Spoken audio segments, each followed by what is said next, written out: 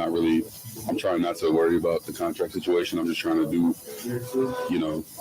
what's best for the team. And, being here with the guys, I think that's worth a lot more than, the contract situation will take care of itself. Coach Matt LaFleur also asked about the presence of Tom. That tells you how much it means to him. And, you always want everybody here this time of the year, and understanding that it is voluntary, and that means a lot. I know for me, it means a lot to me. Again, the Packers finishing up OTAs today. They'll return next week for a 3-day mandatory minicamp. Jenkins and quarterback Jair Alexander expected to attend. Turning to Wisconsin, they've got another big weekend on tap as official visit season continues for them. Added 5 commits from guys that visited last weekend, with several more expected out of that group. At least a double-digit number of other recruits are due in this weekend. Rural Mutual Insurance, keeping Wisconsin strong. They believe in protecting the families and children in our farming communities. Kids love to be included in the daily farm activities, but accidents can happen quickly. Reduce the chance of injury by making sure your farm is a safe environment for adults and kids. Learn more at ruralmutual.com. Rural Mutual Insurance, keeping Wisconsin strong. Well, the Brewers getting the day off after closing out their 6-game road trip yesterday in Cincinnati with a 9-1 win. Crews now won 9 of 10. They'll open up a series against San Diego tomorrow. With this Wisconsin Sports Zone Network update, I'm Zach Heil. Speaking of Churio, fly ball out to right, sending Benson back. He is staring and gone. Jackson Churio hits his 10th home run of the season, and the Brewers jump out to a 3-0 lead. They're now 12-8 against them. 3-2, hammered out towards left center field, and it is gone for Daz Cameron. Isaac Collins out to left field and deep, and it is gone for Collins. Very pleased with those reserves, so to speak, Haas and Stereo and Gas Cameron. They have good games. They handle the play. That's what it's about. We expect those guys to do that. This is where Wisconsin gathers to talk sports. Packers, Brewers, Badgers, Bucks. The Wisco Sports Show is on the air. Now, here's your host, Grant Bills.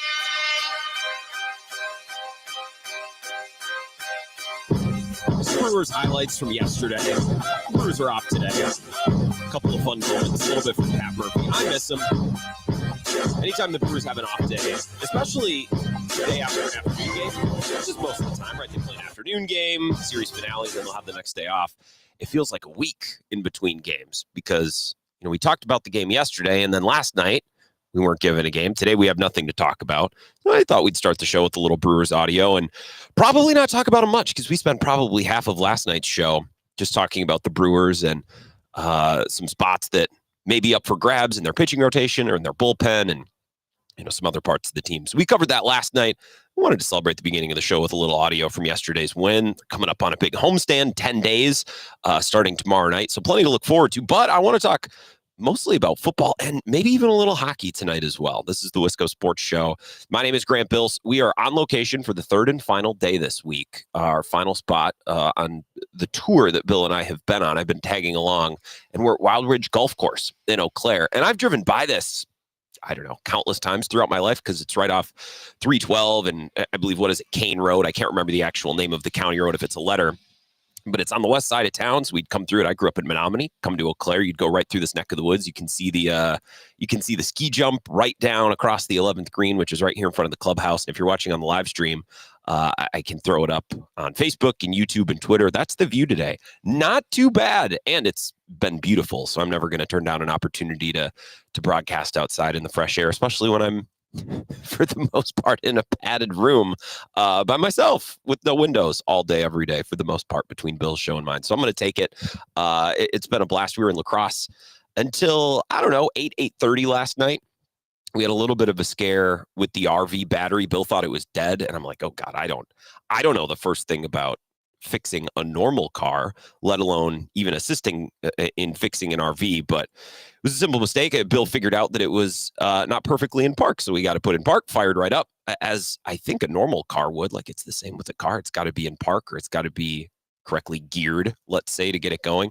So we got here last night, and I think I got a text towards the end of last night. Joey, well, what drive are you taking up to Eau Claire? And I said, well, I don't know. because I believe Bill uses Waze, so I don't know what path we're going to end up taking. I thought maybe we'd take 93 up through Arcadia and through Independence, which is a drive that I love. But we got to experience the slightly more, what would that be? The eastern path. So 53 out of La Crosse through Galesville and Ettrick. We didn't get to go through Trempealeau, which is a bummer, but we had 2 of the 3. One of my favorite random little wide spots in the road in the entire state, Beach Corners. We got to see Blair and then on to 95 through Taylor and Hickston and up onto 94 through Osseo and Foster. I think by the end of the drive, Bill was like, you know what? I actually don't care about the Foster Cheese House. You don't need to tell me random details about the places that we're passing. So we got up to Eau Claire last night, and we've been here at Wildridge for the Junior Achievement Golf Outing today. Now, I am not a big time golfer. I have not attended or participated in many golf outings, but I would imagine this is about as good as it gets. It's so well organized. They had like 150 golfers all starting at once. It was well coordinated. There were stations with snacks. Yes, I dipped into that a little bit. Packed lunches. I obviously dipped into that.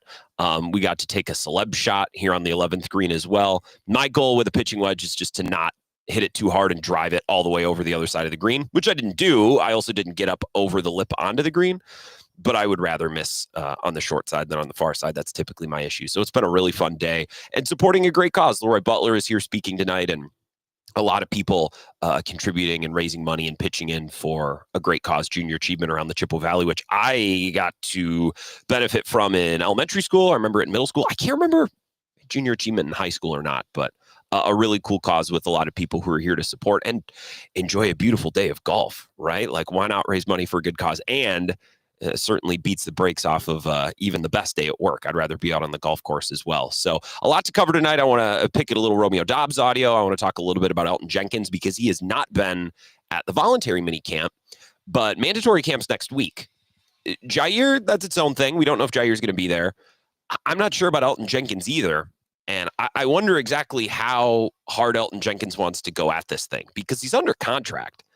And if the Packers want to move on from him sooner rather than later after getting a year or 2 of him at center, they've certainly made the investments at left guard and free agency and Banks and drafting Anthony Belton. Like, they are arming themselves to eventually not need Elton Jenkins. And I wonder exactly how big and how strong the stomach is for both the Packers and Elton Jenkins to push and to kind of dig into their own entrenched sides of this thing. So I want to talk about that. A little audio from Mike Clemens, who joined Bill yesterday, a comment or 2 that I thought will add both to our conversations about Doubs and Jenkins. I want to talk about Game 1, Stanley Conference, the Stanley Cup Finals, which I got to watch almost the whole thing last night. Really enjoyed it. I'm far from a hockey expert, but I got some audio and a couple of things that we can discuss there. I want to start with the news of the day, which is Aaron Rodgers signing with the Steelers. Or, Bill asked me this earlier because he was doing some work, and I don't think he saw the quote-unquote announcement. I think it was Pelissero who had it first, and the tweet was something along the lines of, Aaron Rodgers has alerted the Steelers that he will be flying there tomorrow and intends to sign with them to be at minicamp next week. So still nothing is signed, but it's a very Aaron Rodgers type announcement, right? I'm making it official that I intend, to do something at this time, and of course, flying into Pittsburgh tomorrow. So that's the news of the day, right? We can now kind of officially write Aaron Rodgers down as the quarterback of the Steelers in pen. And Mike Clemens, because he's such a pro, sent me 2 bits of audio, and we could start there. Aaron Rodgers on ESPN on the McAfee show on his last spot. This will kind of get us in the right frame of mind to talk about this and to pick at it for the first segment or 2. Aaron Rodgers on the McAfee show talking about his visit to the Steelers and what he saw and what he heard and just his, I guess, preliminary thoughts on what it would be like to be a Steeler. So let's listen to a little bit of Aaron Rodgers. This is from, I think, about 2 weeks ago, before they started talking about conspiracies. But yeah, I mean, listen, I've talked to Mike Tomlin. He's more than I even thought from afar, as far as the type of person that he is. I have a lot of respect for what he's accomplished in the league. Arthur Smith, he's a grinder. We've had a friendship for a couple of years now. And I just like what he's all about. And the quarterback coach is actually a guy named Tom Arth. Tom Arth was in the quarterback room with me in 2006 in Green Bay in the offseason. The first offseason I ever did, went through the Mike McCarthy quarterback school. It was me and Tom Arth and Tom Clements. And thankfully I had Tom Arth because those were crazy-ass workouts. They were really hard. And Tom we gave each other some breathers here and there, but yeah, great dude. So it was nice to go into the city. I never really spent any time in Pittsburgh other than the few times we played there.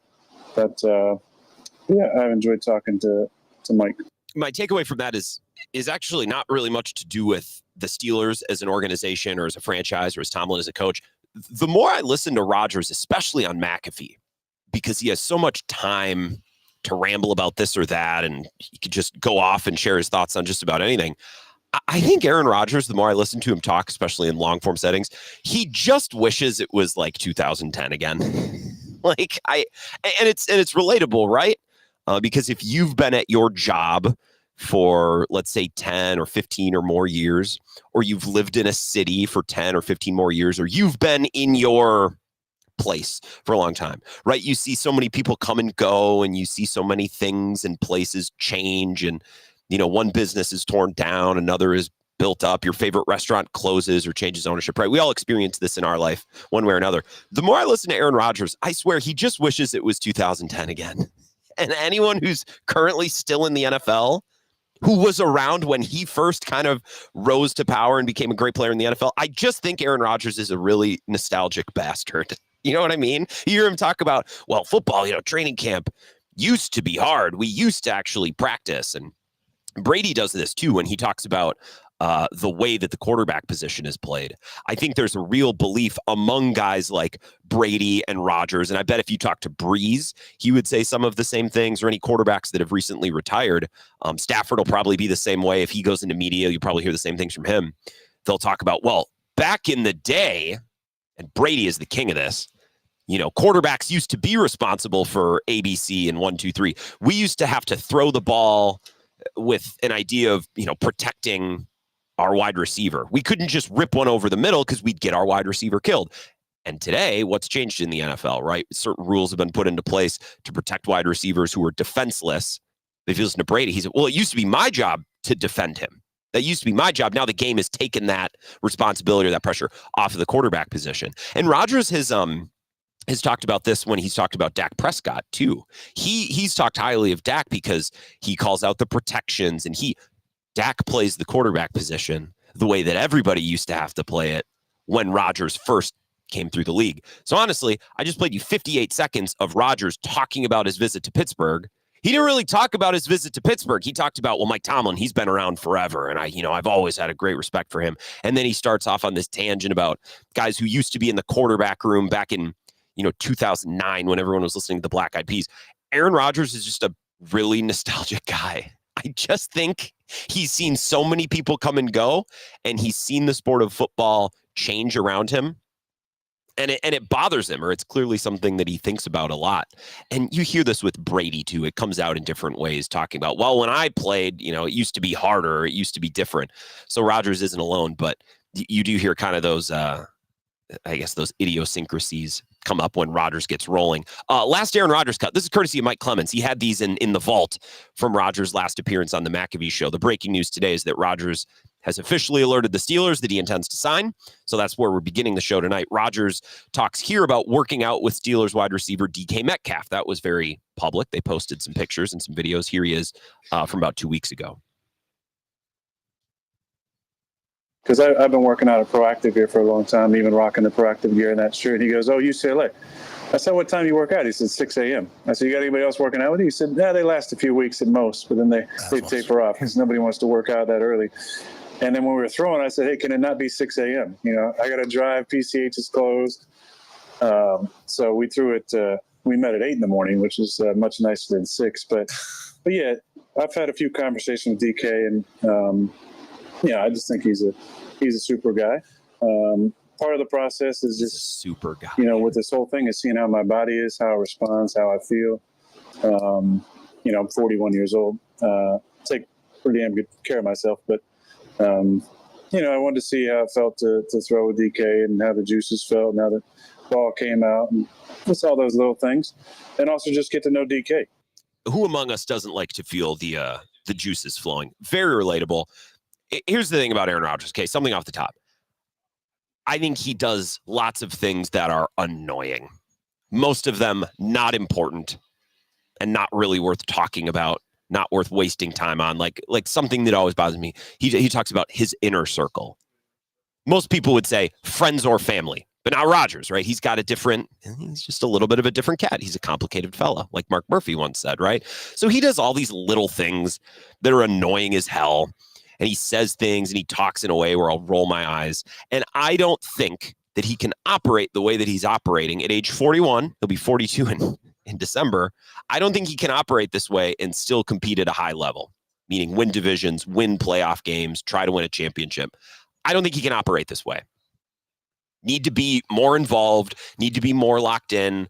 I think at age 40 or 41, or heck, even in your late 30s, you can't afford to just walk away from football for 2 or 3 months after the season. Like, you got to be done with the season. You got to hit it hard right away, right? Be working out in the offseason with your guys. And then it's not just coming to OTAs, which I think is important, but it's bigger than just that. If you come to OTAs for 3 days, but then you don't think about football, you don't work out, you don't do anything, well, then the OTs ain't going to matter. I think it's bigger picture with Rodgers. When you become an aged quarterback, when you're 41 going on 42 later this season, or this year, but in the middle of this upcoming season, you need to be a little bit more of a grinder. And I just don't think Rodgers is a grinder. I think he'll be a fine quarterback for the Steelers, but I don't think they're going to win anything that really matters. Just my take. I could be wrong, but that would be my prediction. That would be my bet.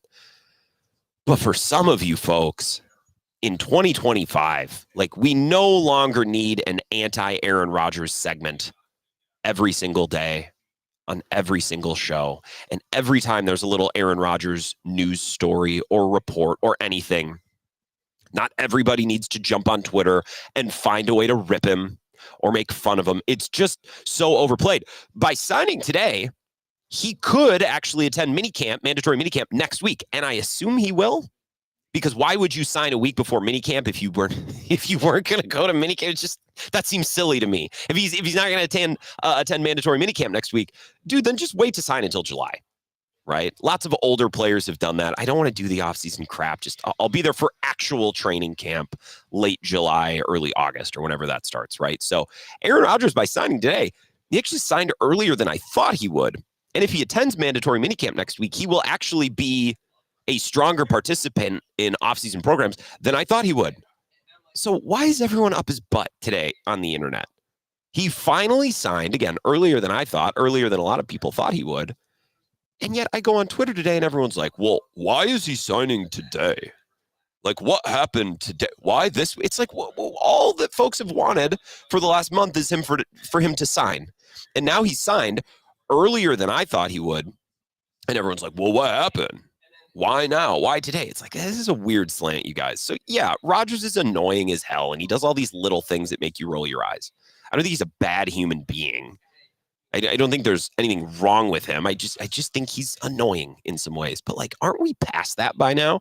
I'm excited to watch him in Pittsburgh, and the Packers and the Steelers are going to play. I think it's scheduled for a Sunday night football game. They're going to open against the Jets in week 1, which will be a ton of fun. This is great.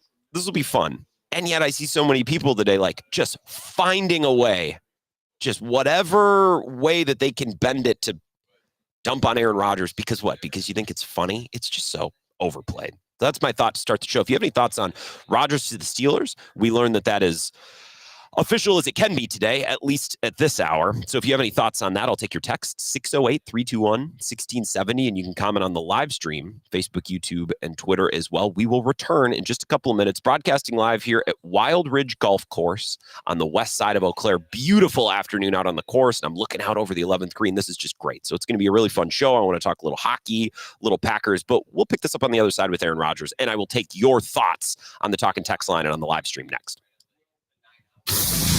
This is the Wisco Sports Show with Grant Bills on the Wisconsin Sports Zone Radio Network.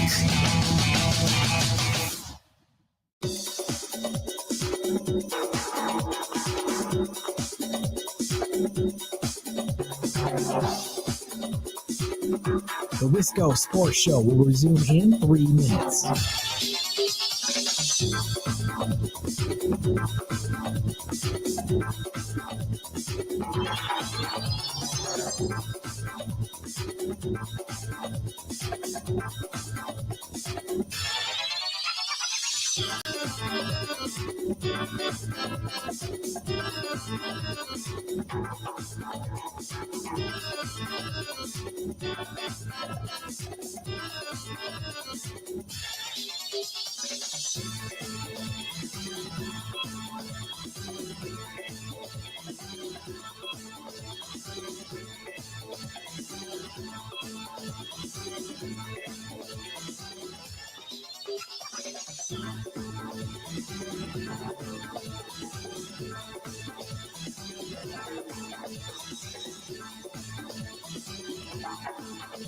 The Wisco Sports Show will resume in 2 minutes.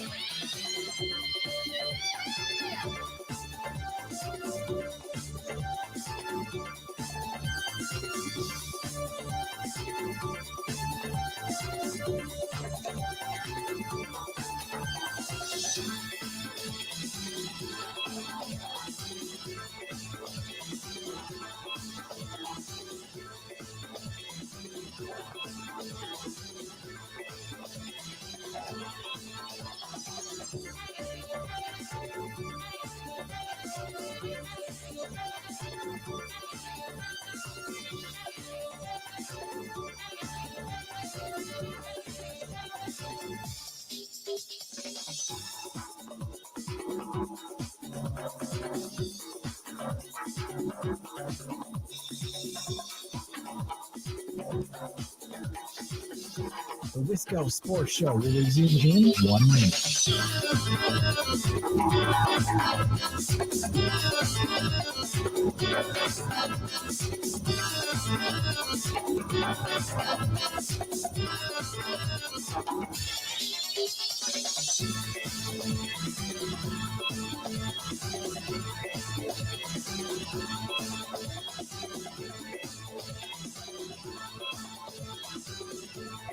The Wisco Sports Show will resume in 30 seconds.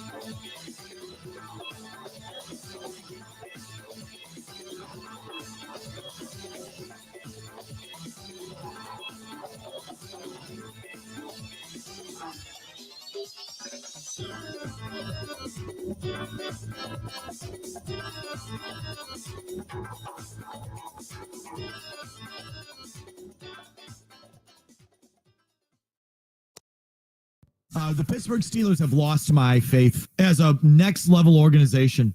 I've always held them up as a standard. They're always good. They don't allow themselves to suck. I like that about them. I respect that about them. I always thought Pittsburgh, you have to conform to what we do. We're not going to conform to what you do. And I've always held them up as a model. This drops them in my estimation by a wide margin. You freaking clowns. You're going to grovel for this a-hole. And it'd be one thing. It's not just that they're signing Aaron Rodgers. If they signed Aaron Rodgers and they, gave him an ultimatum, cut the crap. Our offseason program begins in April. We expect you signed the last week of March. We expect you in the building the first week of April, working with our receivers, working with our coordinator, working in our offense. And when the passing camps come, we want you the first one in the building. We're happy to have you. We want to have you. We'll give you a good contract and the job is yours, but stop being such an a-hole. Then I'd say, good, that's the Steelers. The Jets. That's just the exact kind of trash franchise that signs Aaron Rodgers because they're so desperate. Show up whenever you need to. You want to go to Egypt in the middle of our mandatory camp? Go ahead. You want to hang upside down and do mushrooms during the passing camp? What are we going to do with the Jets?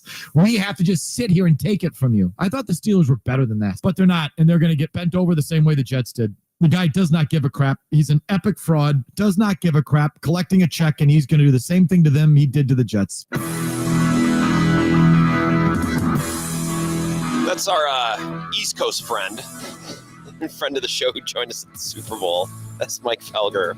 I saw that short on YouTube this afternoon, and I'm like, I don't know that I necessarily agree with it, but it's very compelling audio. And I think the Steelers' half of this Aaron Rodgers marriage is maybe more interesting than the Aaron Rodgers half. I think most of the things that we've heard and seen from Aaron Rodgers the last couple of months, it's classic Aaron Rodgers. He wants to take his time, and he's got some things going on in his inner circle, and yada. Like these are the greatest hits of Aaron Rodgers. It's not surprising. We heard a lot of these things and saw a lot of these things at the end with Green Bay, and then with the Jets for 2 years, right? The Steelers half of this is interesting because I would imagine that there are plenty of Steelers fans who are like, when are we going to get our guy? When are we going to stop bringing in hired guns or, patchwork guys for a season like Russell Wilson or Aaron Rodgers. But even before Russell Wilson and Aaron Rodgers, before they tried to do the Kenny Pickett thing, they had old Big Ben. And the calculus with old Big Ben was exactly the same as their calculus with Russell Wilson and Aaron Rodgers. It's like, we're going to try to squeeze the last few drops out of this old bag quarterback who's limited. And we're going to rely on our defense, and we're going to rely on our coaching and our culture and our running attack. And I just, the more times we watch the Steelers try to do this, and they haven't won a playoff game since 2016, I'm like, maybe the Steelers should reconsider some things, or maybe they're becoming a little old-fashioned for the modern NFL. I'm not sure. I think it's an interesting thing to kick around at the very least. And the breaking news of the day, it's been a very busy day on the internet. Holy balls. Aaron Rodgers announcing that he intends to travel to Pittsburgh tomorrow to sign with the Steelers ahead of mandatory minicamp next week.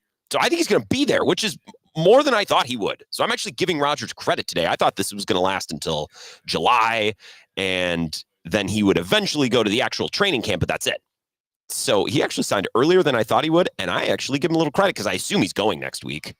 Otherwise, why would you sign? Then you're just opening yourself up for being criticized. Now, people would criticize him for missing mandatory minicamp, but if you're not on the team, I don't think those criticisms are very valid. We're broadcasting live here at Wildridge Golf Course on the west side of Eau Claire. It's just an absolutely beautiful day, and I'm really jealous of the 150 or so golfers, a lot of twosomes and foursomes out for the Junior Achievement Golf Outing. And this thing, we won't know about the money raised and some of the silent auction items and things on the inside. We won't get final totals before the end of the show, but I can only imagine that a ton of money is being raised for a great cause. So many volunteers who are out here manning different things hole by hole. And at the front, when people were welcomed, I got a delicious lunch and got to meet some great listeners. So this was a really fun day. And it's just a joy anytime I get a chance to do a show outside. I absolutely love it. Your texts at 608-321-1670. Isaac in Janesville says, this Rodgers signing means he will get Mike Tomlin, the most consistent coach in the modern era, fired. And that's a shame. Now, that's an interesting take. I just don't think the Steelers are going to fire Mike Tomlin anytime soon. And I don't think it has anything to do with performance or the direction of the organization or even the direction or trends in the modern NFL. I just don't think they believe in it. I don't think they believe in firing head coaches. I think the Steelers would get a new GM, or they would start operating differently with Mike Tomlin before thinking, you know what, it's time to go in a different direction. We should change coaches. Organizationally, they might decide we need to go in a different direction, but they will go in a different direction with Mike Tomlin at the helm. And I just think 30, 40, 50 years of Steelers history would back that up. They just don't believe, it would seem, in firing coaches as a fix, right? I actually don't know that the Steelers believe in modernizing or advancing or changing at all. I mean, look at how they're operating. Spend all their money on defense, draft defense, even when they don't have a quarterback. They took Derek Harmon, who's a fine player. I would have loved him on the Packers. He seems like a banger of a guy with a great story, with a great head on his shoulders. I bet he'll be a great player. But that's not a player that's going to change your fortunes. You need a quarterback. Even if you think Aaron Rodgers is coming and you think you can win with them, that room is bare. Why not get someone waiting in the wings? They would have had their pick of Shedeur Sanders or Jackson Dart, or who's the one that Michael Shug or Shue or Tyler Shug or Tyler Shue, whatever his name is. They would have had their pick of any quarterback not named the guy who went to the Titans. I almost said Malik Willis, but it's Cam Ward.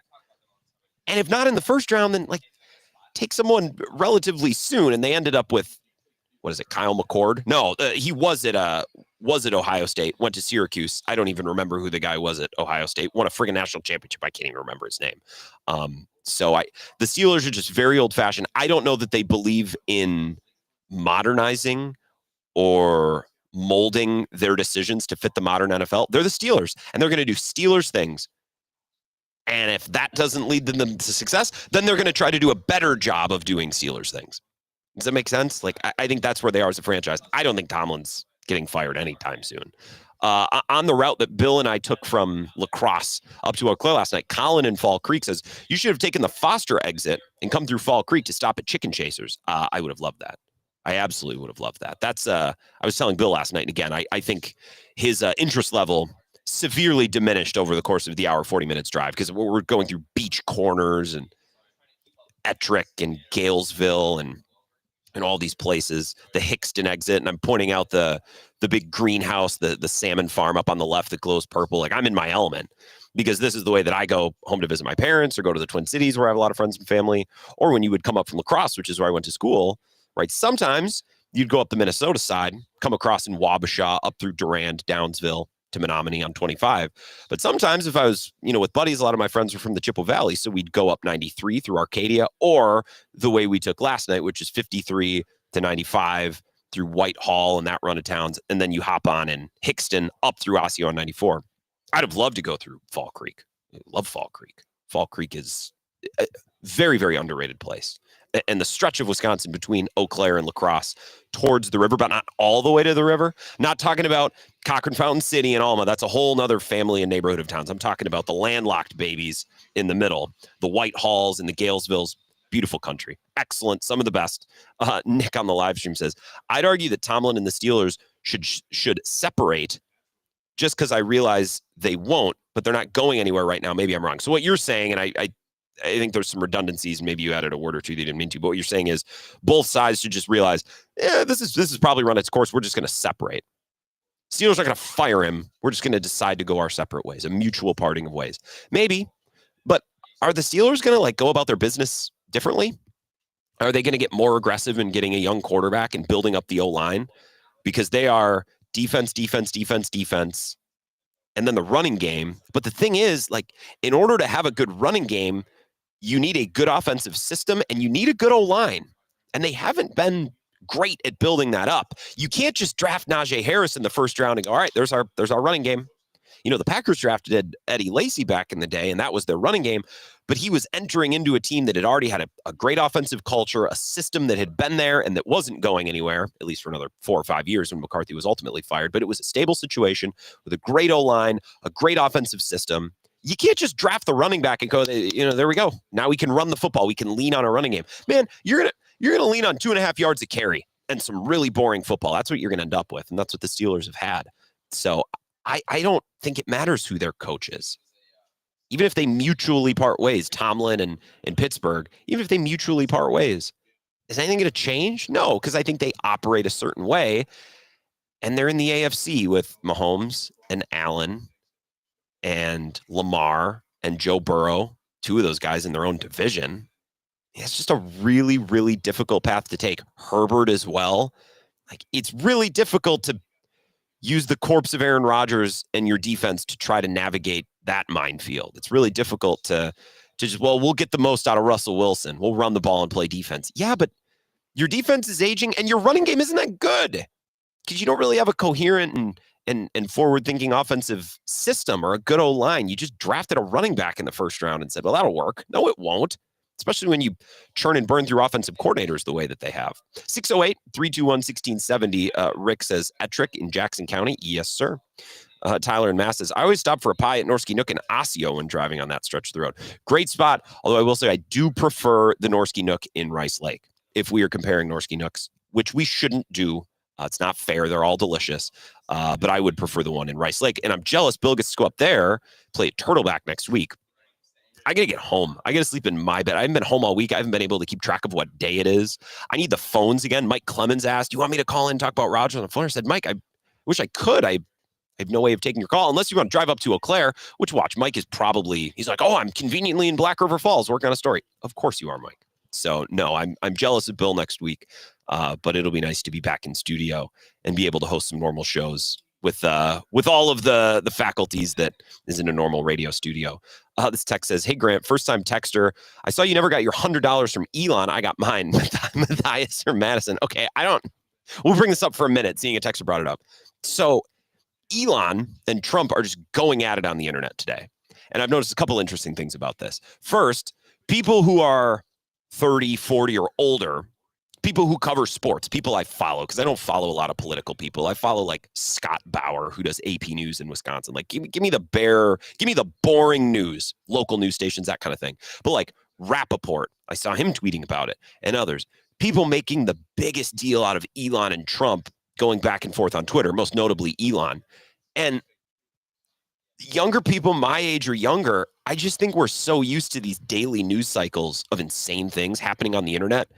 I don't know if younger people are really appreciating that, like, the richest person in the world and a very powerful person in himself is going at the president of the United States, because we're so used to random crap on the internet. Like, I think people my age throw this feud in the same bucket that we throw like 100 men versus a gorilla. Like, that's just what we're doing on the internet today.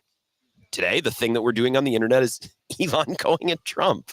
And I did tweet a joke because one of Elon's, I guess, stalking horses with Trump, and I have no opinion on it, but he's basically like, Trump said he'd cut spending and he's not blah, blah, blah, all these things. I'm like, hey, if we're, holding people to promises and commitments, I still am owed $100 from Elon because I signed his petition to fight back against corrupt judges, whatever that meant. But I was promised my $100. I've yet to see it. So anytime, Elon, I will watch my my direct deposit account. And I'm not too proud to ask for $100. $100, that's a couple tanks of gas. I drive a lot. I'm going to bend over and pick up a $1 bill off the ground. I'll take $100 anytime from Elon. Just whenever you get to it. He's a busy guy, I know. But Matthias, thank you from listening. Cindy from Madison says, I have some great friends that are Steelers fans, and they're very excited because this year their games might actually be on TV. The networks are probably scrambling right now to try to get Steelers games on national networks. So you're right about that.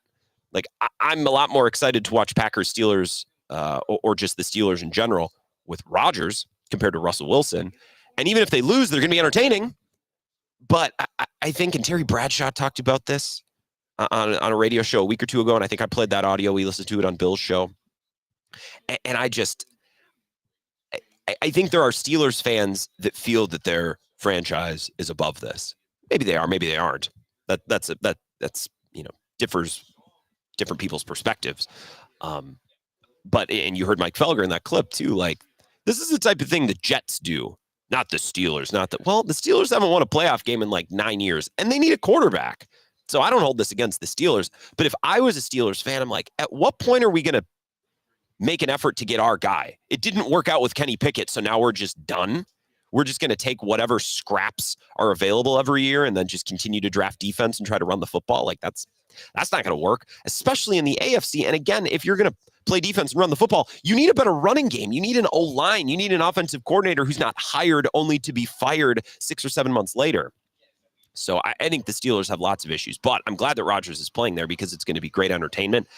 And I think he'll probably help them win some games and make some great players and some games a lot more relevant than they would be otherwise. And as a fan and a watcher of the NFL, that's better than nothing. That's a lot better than nothing. So I'll take it. We're broadcasting live here at Wild Ridge Golf Course in Eau Claire. So you got to text in your takes. Thank you, Cindy. Thank you, Matthias. Thank you, Colin up in Fall Creek. 608-321-1670. The live stream up and running. Facebook, YouTube, and Twitter as well. I will take more of your comments. And I want to talk a little bit about Romeo Doubs next. This is the Wisco Sports Show with Grant Bills on the Wisconsin Sports Zone Radio Network.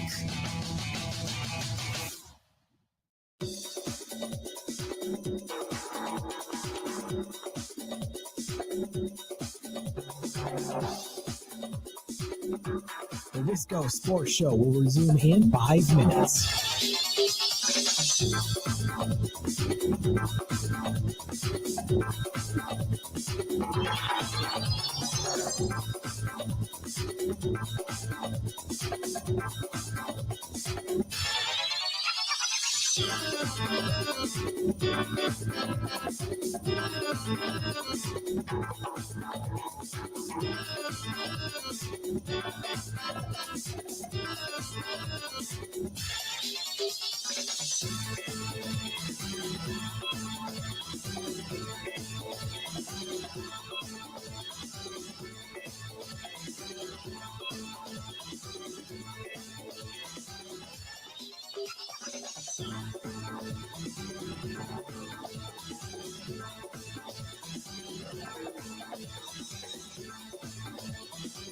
The Wisco Sports Show will resume in 4 minutes.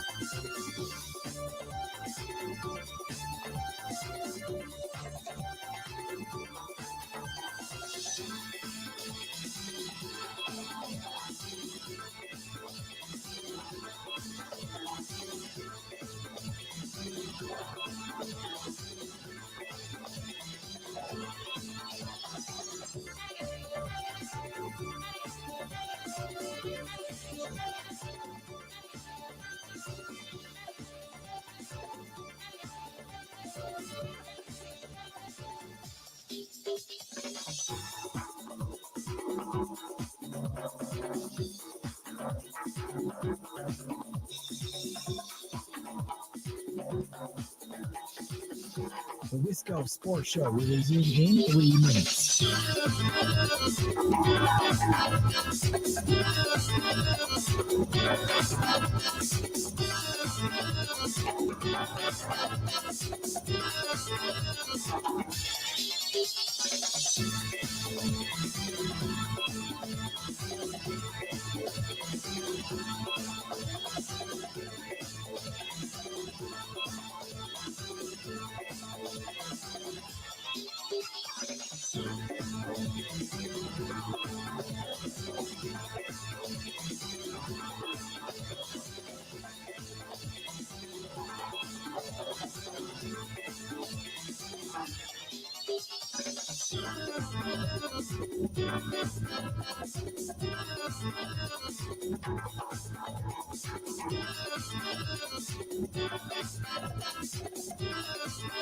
The Wisco Sports Show will resume in 2 minutes.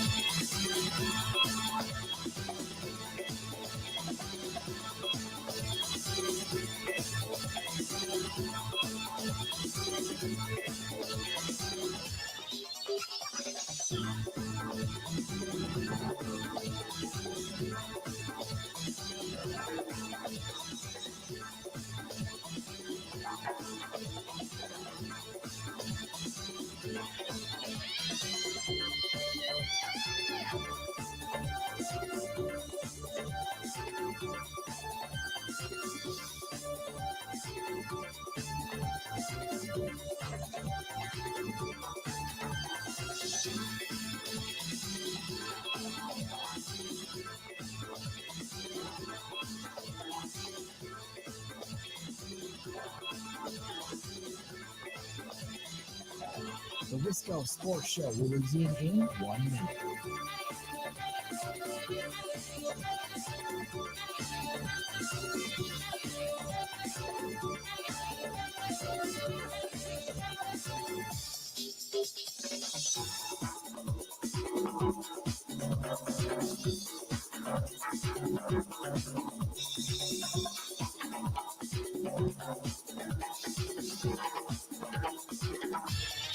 The Wisco Sports Show will resume in 30 seconds.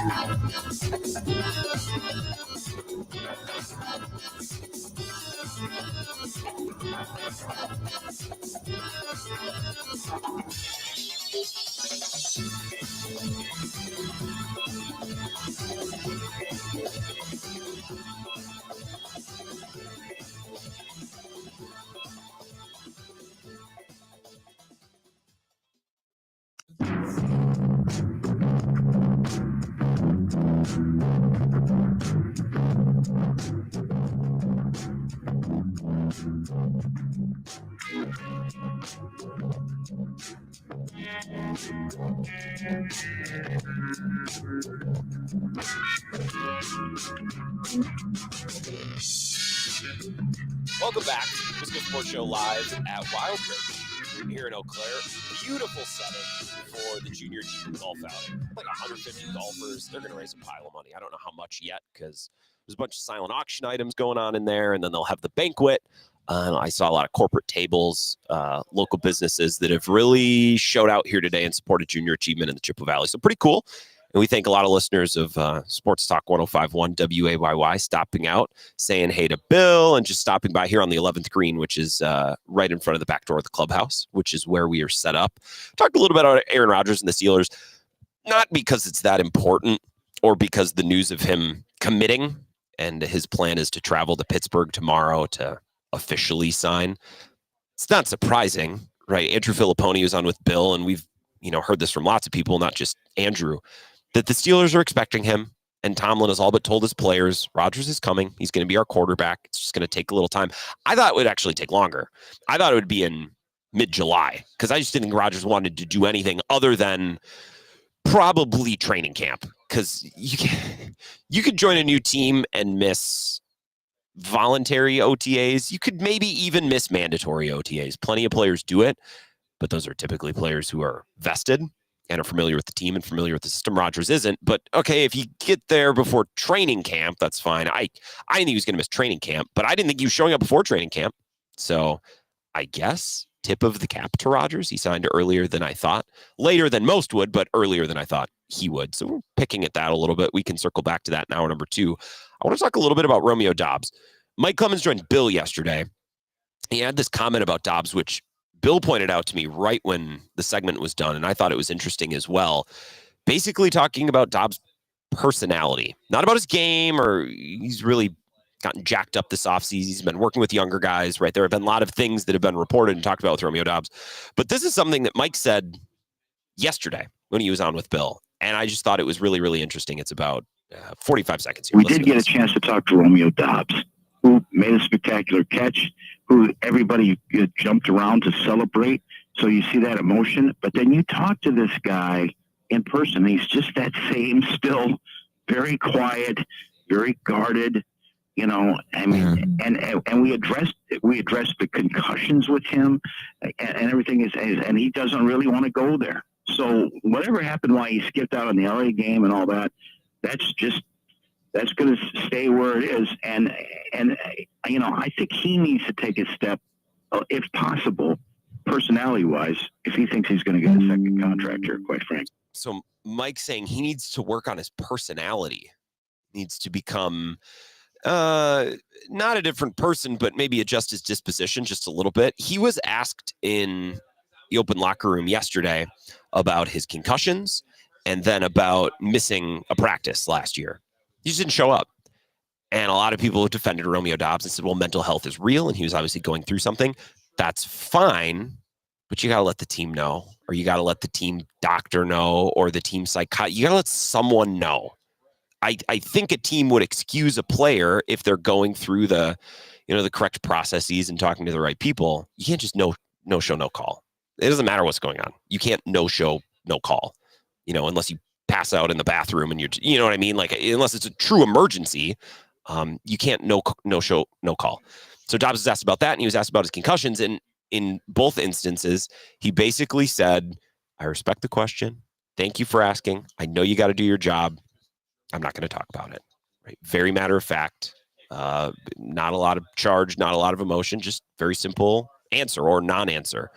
And I thought that was interesting. Mike did as well. I've been saying for the last 2 weeks now that it feels like probably Romeo Doubs is on the outside looking in. If you had to place bets right now on which current Packers wide receivers are going to get a second contract with the team, Reed feels probably most likely of all. Wicks would be in second, but this is an important season. Like, if he doesn't make any improvements from last year to this year, then that might be out the window. But as of right now, it feels like Reed 1, Wicks 2, and then Golden and Savion Williams, who just got there, they have much more runway. And then Doubs would probably be lingering behind. If Christian Watson was healthy, that might complicate matters a little bit, but he's not. I've thought, and I've been saying, and we've talked about on the show, that I think Romeo Doubs is on the outside looking in. And Bill and I were talking about this earlier today. What if, just a situation, a scenario to kick around, what if Romeo Doubs comes out, has a great year, healthy throughout, good teammate throughout, no drama throughout, no missed practices, no concussions, and not only does he perform at a really high level and is, for all intents and purposes on this team, the wide receiver 1, even if, let's say, he has 1,000 yards receiving and Jaden Reed has like 980. Oh, okay, so he's not the clear-cut number 1, but let's say he's statistically the default number 1, great season, no drama, no concussions. And he develops over the course of a whole season into Jordan Love's number 1 guy. He's the go-to guy on third down, on fourth down, red zone, that unspoken connection, that back and forth becomes there. I then think it becomes a lot more difficult for the Packers to move on from him to then later give deals to other players, because you would be getting rid of a clear-cut, right, an obvious number 1 option, or that unspoken connection, right? That chemistry's there. It's just really hard to get rid of that guy for a young quarterback. Eventually down the road, you can do it. Like the Bills were able to eventually get rid of Stephon Diggs, right? Sometimes you bring in and you have a young quarterback who develops over a couple of years with, by far their favorite target and talent. But that guy can't be there the entire career, right? Although Aaron Rodgers probably would have liked that with Jordy Nelson. I just think if Romeo Doubs not only performs really well and avoids concussions and avoid drama, if he is clearly Jordan Love's favorite option and there's that unspoken connection there and it's third downs and fourth downs and red zone, got to have it type plays late in the game. Who do you trust? I think it then becomes really difficult for the Packers to just move off of him because they have younger guys. I think they like Reed more. They like the idea of Wicks more. We'll see how it looks in year 3. Golden and Savion Williams, they obviously just drafted, so longer runway. And Tucker Kraft is a pass-catching tight end too. But if Doubs is that number one and that connection is there, and it's a connection that can be tapped in big moments, big plays, and big games, it's then difficult to get rid of that guy. Even though you think he's not that much better than anybody else. Yeah, he was our number one, but he wasn't like a superstar number one. Okay, but if he's Jordan Love's guy, that complicates things just a little bit. So something to ponder. We're broadcasting live here at Wild Ridge in Eau Claire on the west side of town. You can see the Silvermine ski jump. We're here right over the 11th green. I'll flip the camera around for those of you watching on the live stream as well, Facebook, YouTube, and Twitter. I'll get to more of your comments on Aaron Rodgers and the Steelers, on Romeo Doubs and the Packers. I'll get to your texts as well. One final segment in hour number 1 coming up. This is the Wisco Sports Show with Grant Bills on the Wisconsin Sports Zone Radio Network. The Big River Rally coming to La Crosse, Wisconsin, June 27th and 28th. Don't miss the excitement on the main stage Friday night. It's Texas Hippie Coalition. And Saturday night, Drowning Pool. Tickets are on sale now. Want more? Follow Big River Rally on social or go to BigRiverRally.com.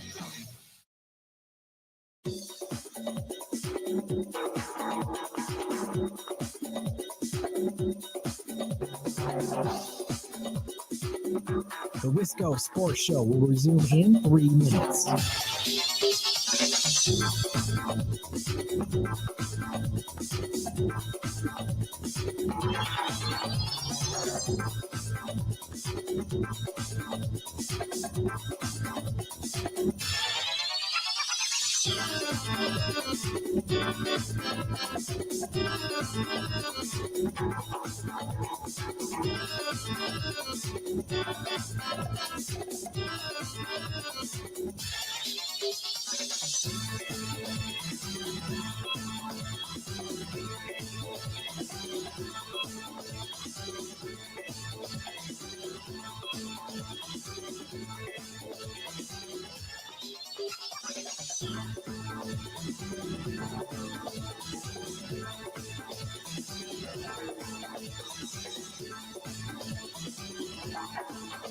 The Wisco Sports Show will resume in 2 minutes.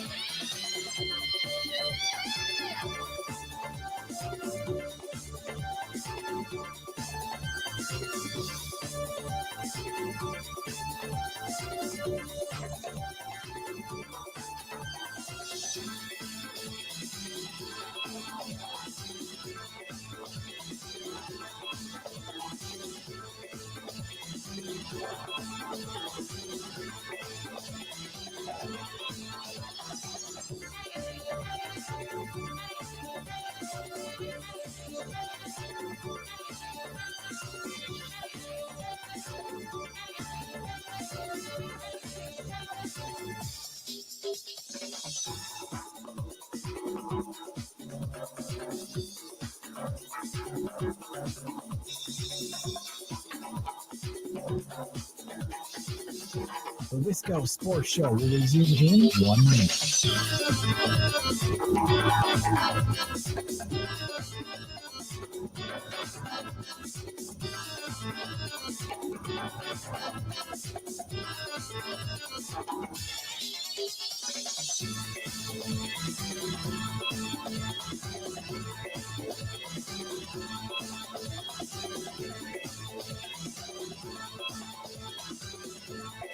The Wisco Sports Show will resume in 30 seconds.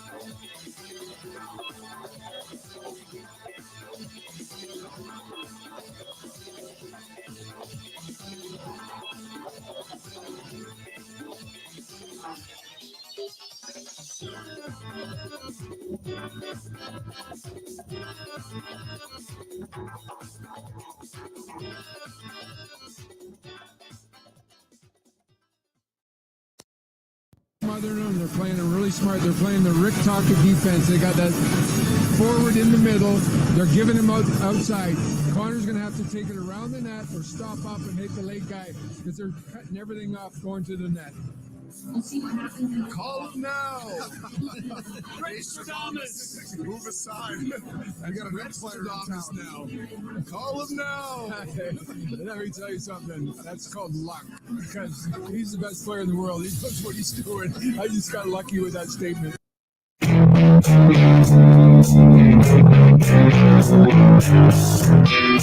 That's Gretzky from last night. You heard a little bit of what he said before overtime or earlier in the game. Saying McDavid's going to have to play a little bit off to the side. He's going to have to take some attention and make the pass when the space that he creates is open and able to be used by another player. And that was Leon Draisaitl, who hit the game winner last night in overtime with like 30 or 40 seconds left before the overtime period ended, and the Oilers were on the power play too. We were driving up here. I was watching on my phone. We were in the RV last night, and I loved that I had a game to watch. And Bill and I, neither one of us are massive hockey people because we don't have a team. And, you know, there's plenty going on with the Packers, the Brewers, the Bucks, the Badgers. Like, I don't often feel like, damn, I wish I had another professional sports team to really get invested in and to watch because I got plenty. But the Stanley Cup Finals, especially because it's the same teams as last year, like that's very digestible for me. I can plug right back into where we were a year ago at this time, pick it right back up like Warriors, Cavs. It's very fun. And I like the Oilers a lot because McDavid is obviously a stud. Stu Skinner is kind of a lightning rod, and that when he's on, can be unbelievable. But when he's not on, he can give up, 2 or 3 goals and like 8 shots, which is what he did last night for settling in. The Panthers are really fun too because they're just a bunch of rats. And they play really messy and gross and physical, and it's a very fun matchup. And I'm glad that we're getting it again. I kind of hope we get it next year too, just as a casual hockey fan. I think that is not in a hockey sense because I don't know anything about hockey, but I know 7-game series because I watch baseball, because I watch basketball. I think that's the ideal game one. Comes down to the wire, uber competitive, and it gets to a place where both teams feel like, oh man, if we don't pull this one out, it's going to suck. Like hard fought, down to the wire, close through and through. And as you can feel the game, it's about to end. And because it's overtime, it's sudden death. Either team can take it, and you feel like, man, whatever team loses this game, even though the game's in Edmonton, whichever team loses this game, it was feel like, oh, like all that. But, we played 4 periods. We physically went through. We traveled all the way up here, and we weren't able to win a game that was right there for us to be won. And obviously, if Edmonton loses it, they just lost game 1 at home, and they've lost home ice advantage, right? What you don't want in a game 1 is the home team running away with it, because then it feels like a formality. It's like, well, they're supposed to win game 1. It's like, but where's the theater in that? We don't play these games on a spreadsheet. Now, if Florida wins game 1, especially if they win it running away, then you kind of expect the pendulum to swing back in game 2, and you expect then the Oilers to punch back hard, and then it's tied 2-2 going into. It's just very predictable. Seen that script. I felt that script. I don't want a 7-game series to feel like it's following a script. When game 1 comes down to the wire or goes into overtime, no matter if it's home or away, the best game 1 is when you feel like, man, whichever team loses this is going to be ticked, and it's going to feel like a huge deal. And that's what we got last night. So I think the perfect type of game 1, bigger than hockey, because again, I don't know the sport of hockey, but I know 7-game series from basketball and for baseball. And that's the best type of game 1 as a fan and as a watcher. I don't want a formality. I don't want the home team running away with it. Well, that's what should happen. Well, I don't want to see what should happen. I want to see a good game that comes down to the wire. Hour number 2, we can continue to talk about this if you're interested. Coming up next, Wildridge and Eau Claire.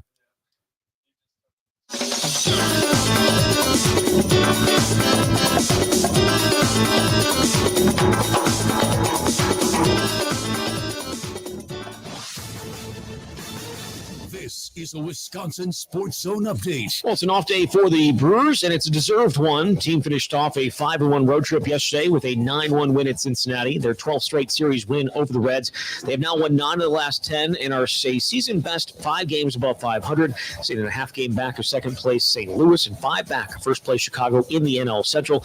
It's been an up and down first couple of months of the season for the Crew, but as Cameron says, they've just tried to be the same all the time. Stay within the moment and understand that there are going to be times where we're going to win. Sometimes days we're going to lose. And just to continue to string together as a team, I think that's the most important every day when we come in the clubhouse and then whether we go out on the field and be prepared.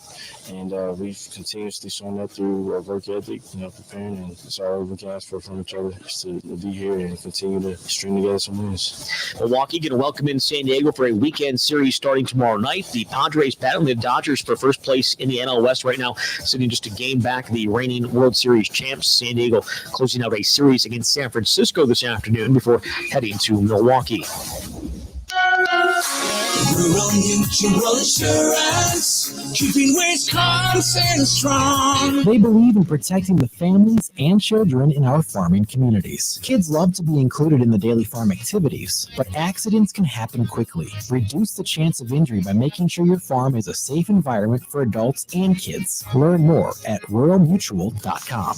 Rural Mutual Insurance, keeping Wisconsin strong. Well, today is the final day of OTAs for the Packers. All that's left for them is a 3-day mandatory minicamp next Tuesday through Thursday. Then they're off until training camp gets going towards the end of next month. And Wisconsin preparing to host another big group of recruits this weekend on official visits as they build out their 2026 recruiting class. With this Wisconsin Sports Zone Network update, I'm Zach Heil. Speaking of Churio, fly ball out to right, sending Benson back. He is staring and gone. Jackson Churio hits his 10th home run of the season, and the Brewers jump out to a 3-0 lead.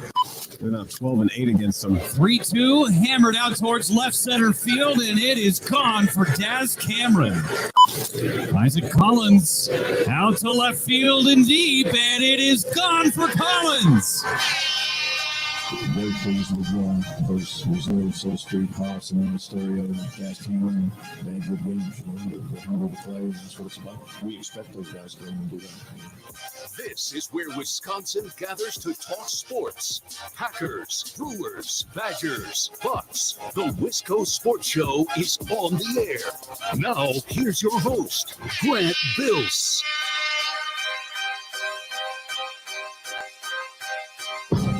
Hour number 2, I like talking a little bit of hockey. And I said this to Bill last night. We were driving up here from lacrosse, broadcasting Eau Claire today out back over the 11th green at Wild Ridge Golf Course. If you're watching on the live stream, Facebook, YouTube, or Twitter, I'll throw up the view. This is the balls. This is great. I got to watch people on the approach using their wedges coming up from down in the valley a little bit down there towards the water feature. And you see the Silver Mine ski jump back in the distance as well. This is just quintessential Western Eau Claire.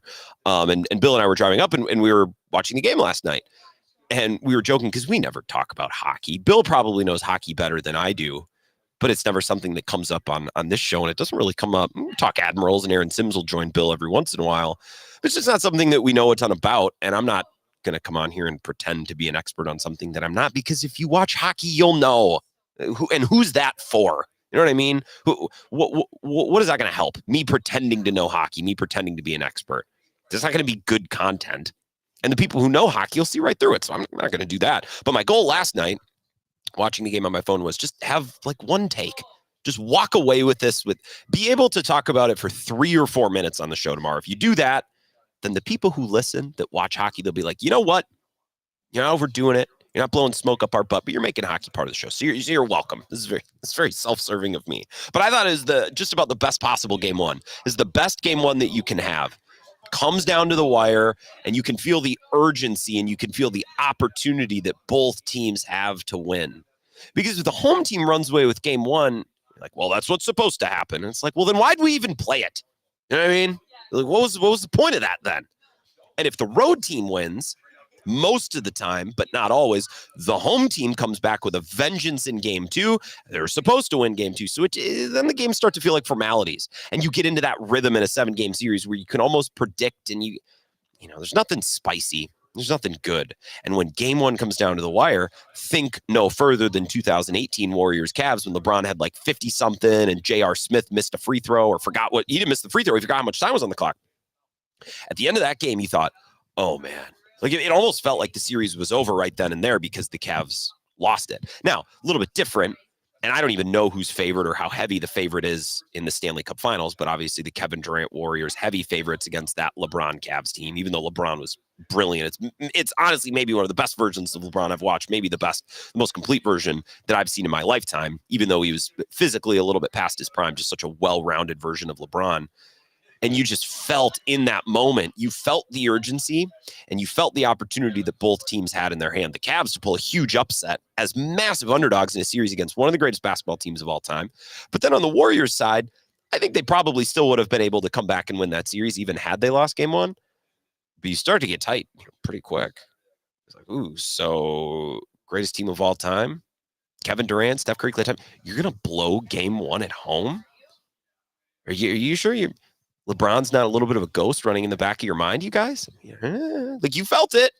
You felt it just a little bit. So last night, in some ways, reminded me of game one of Warriors-Cavs, where you just felt the urgency. It was thick. It was in the air. I was watching it on my phone and I could feel it. I barely even had the audio on.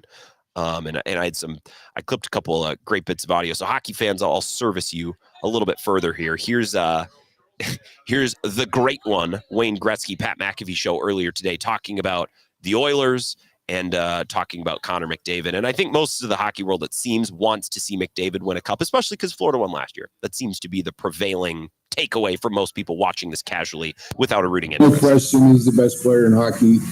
He's an unselfish young man. He loves playing in Edmonton. He loves being the captain of the Oilers. He wants desperately to win a Stanley Cup. That's all he wants. That's what he cares about the most right now. And good on him. He's just been great for our game. He's been great for the city of Edmonton. And, what a year. He scored the winning goal at the Four Nations Cup in overtime. He sets up the goal last night by Draisaitl. And let me tell you, I know it's a little bit difficult to see on TV, but live, it was a physical hockey game. You had to be a man to play in that game last night. Both teams played hearts out. Tkachuk's playing a little bit injured. Reinhardt's playing a little bit injured, but they still put everything on the line. And listen, it's hard to knock off the Stanley Cup champions. It's one game. It's 4-7. I'm sure they're going to bounce back, but Edmonton has to keep home court advantage. That's a must for the Edmonton Oilers to win the Stanley Cup. Yeah, it felt like a very consequential win for the Oilers last night, and far from a death knell for Florida. But when you're that close, you lose game one on the road by a couple goals, or in basketball, you lose by 18. Well, you're not supposed to win game one. You're on the road. You're not favored. Right? The home team is supposed to win. But when you're so close and you're right there, especially when you had a lead, because Stu Skinner, I don't even know, he took a period and a half to settle into that game. And I think the game was messy early on, which benefits Florida. Just a bunch of rats. Just some nasty, physical, gross, junkyard hockey players, which is really fun. But then once Edmonton settled in, and Stu Skinner settled in, and it became a little bit more of an actual hockey game, then it was much more balanced. And that little advantage that Florida has mucking it up, they're more that type of team, that went away. And you watch two teams basically be at a complete and total standoff for, the better part of two periods. 608-321-1670 if you would like to join the show. I'd love to take your texts. Sorry I can't take your calls tonight. We'll be back in studio tomorrow, and that's going to be like, getting an ice cold glass of water after 40 days in the desert, being back and being able to take calls again tomorrow. Duncan Holman says, Grant, ever eat at the District in Eau Claire? My kids live by it. Took them for drinks and smash burgers 2 weeks ago. Very good. I don't think I have, but I don't know what the District, I'm assuming that's a restaurant and not a neighborhood now that I think about it. But even Bill and I driving through Eau Claire last night and this morning, kind of over by Gulf Road and back off the interstate, right by the Superior exit, we're like, yeah, there's a lot of new developments, a lot of new places, a lot of new restaurants and bars and things. Let's see here. Rick from Spencer makes a great point. Let's go back to Aaron Rodgers and the Steelers. Rodgers in Soldier Field is going to be must watch. I hope he gets to scream, I still own you. That would be excellent. That would be great. I'm hoping we get it. And people, again, I said this to open the show. People are spending their time online today, finding ways to dunk on Aaron Rodgers because, all people have screamed about for weeks is why hasn't he signed? Why hasn't he signed? When is he going to sign? And then he signs. And what do people say? They find ways to poke and pick and make the same tired jokes that people have been making for 5 years now. And some of it is warranted. Like, I don't think Rodgers is perfect, and he's far from it. I think he's annoying as all hell with certain things.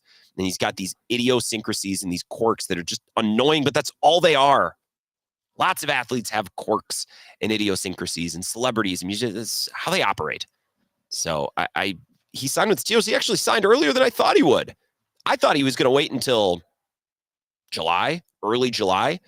I think part of this is, and apparently there are things in his inner circle that have required his attention, right? He's like, well, and I think he actually said, I don't know if he said this on Rogan or where we got this information, but there were members of his inner circle who were battling cancer. I don't know if that's friends or family. We would never know because Rodgers couldn't just say his friends or his family. He would have to say folks, or he would have to say inner circle. So he was dealing with that. I think part of the delay in signing was probably because of that. But I think another part of the delay is I don't want to go to all this crap.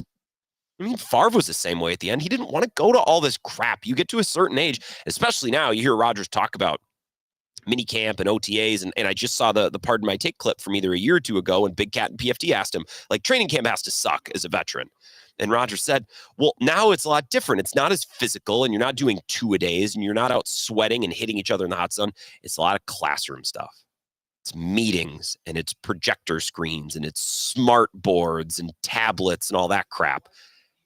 And Rodgers, who likes to call a lot of his own shots, set his protections, set the routes, right? Make adjustments to the defense, because to be fair to Rodgers, when he came into the league, that's how the position was played. And Brady's talked about that a lot too. So I think older school quarterbacks is like, don't box me in, don't script me in, don't bang me over the head with an iPad for a month straight between mandatory minicamp and OTAs and optional this, that, and the other thing, and then training camp. He's like, don't box me in, don't make me memorize this stuff word for word, because you know what? Like, when the time comes and the bullets are flying, I want to make these calls and I want to make these adjustments and I want to get my guys lined up because I want to see what it looks like.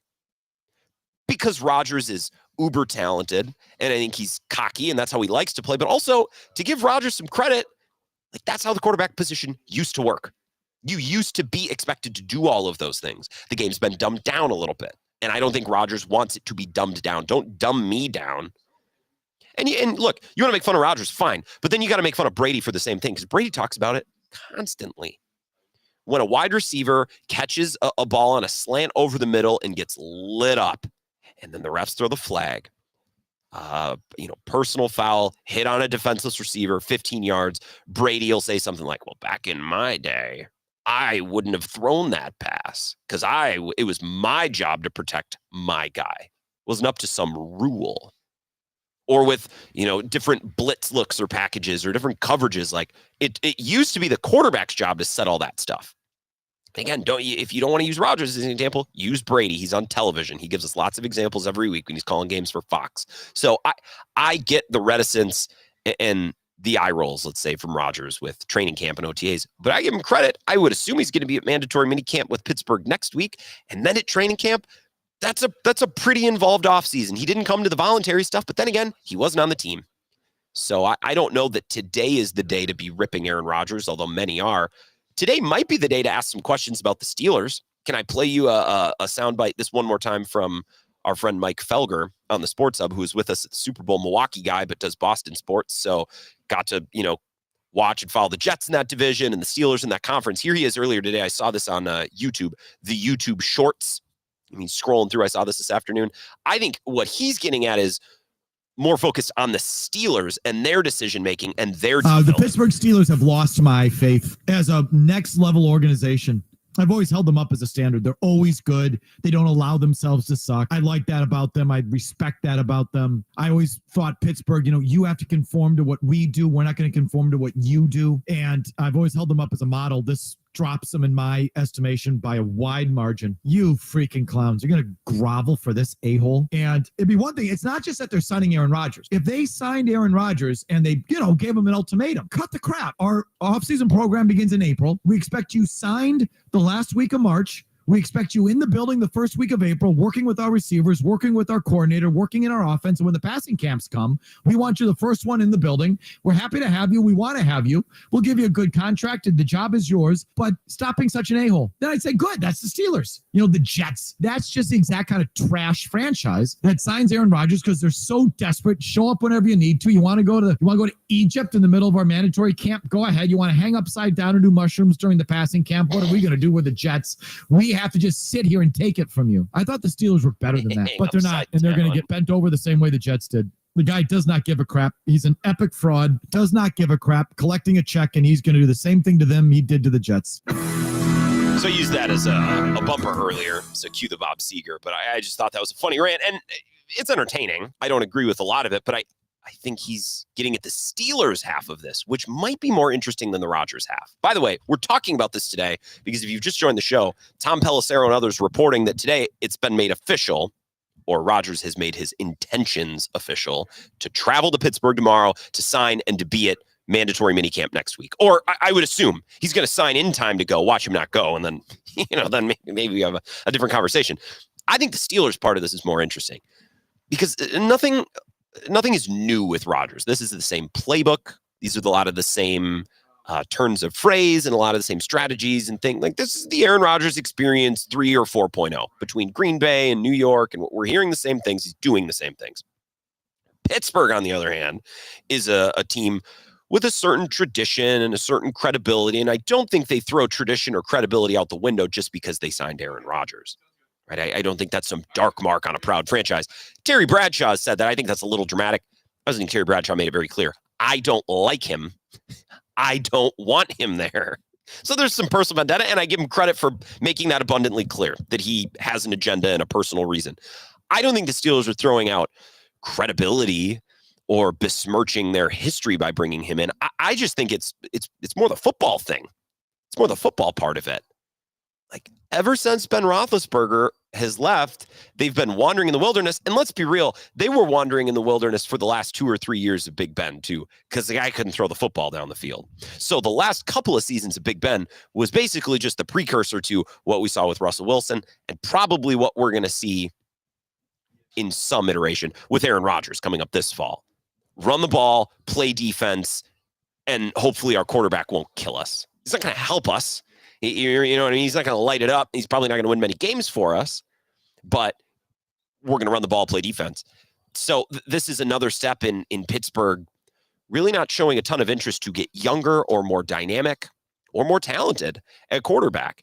And they tried, they drafted Kenny Pickett, and it didn't go very well. But what you should do is then draft another guy. Try again. Keep trying. Draft another quarterback, and then a couple rounds later, draft yet another one. Like, just keep trying until you get your guy. It's like the Steelers drafted one quarterback, and it didn't work out. And they said, well, we're not doing that again. Let's continue to pick quarterbacks off the aging quarterback carousel, like Russell Wilson and Aaron Rodgers, which would be one thing if Big Ben had retired at a point where he could actually play the quarterback position, but he didn't.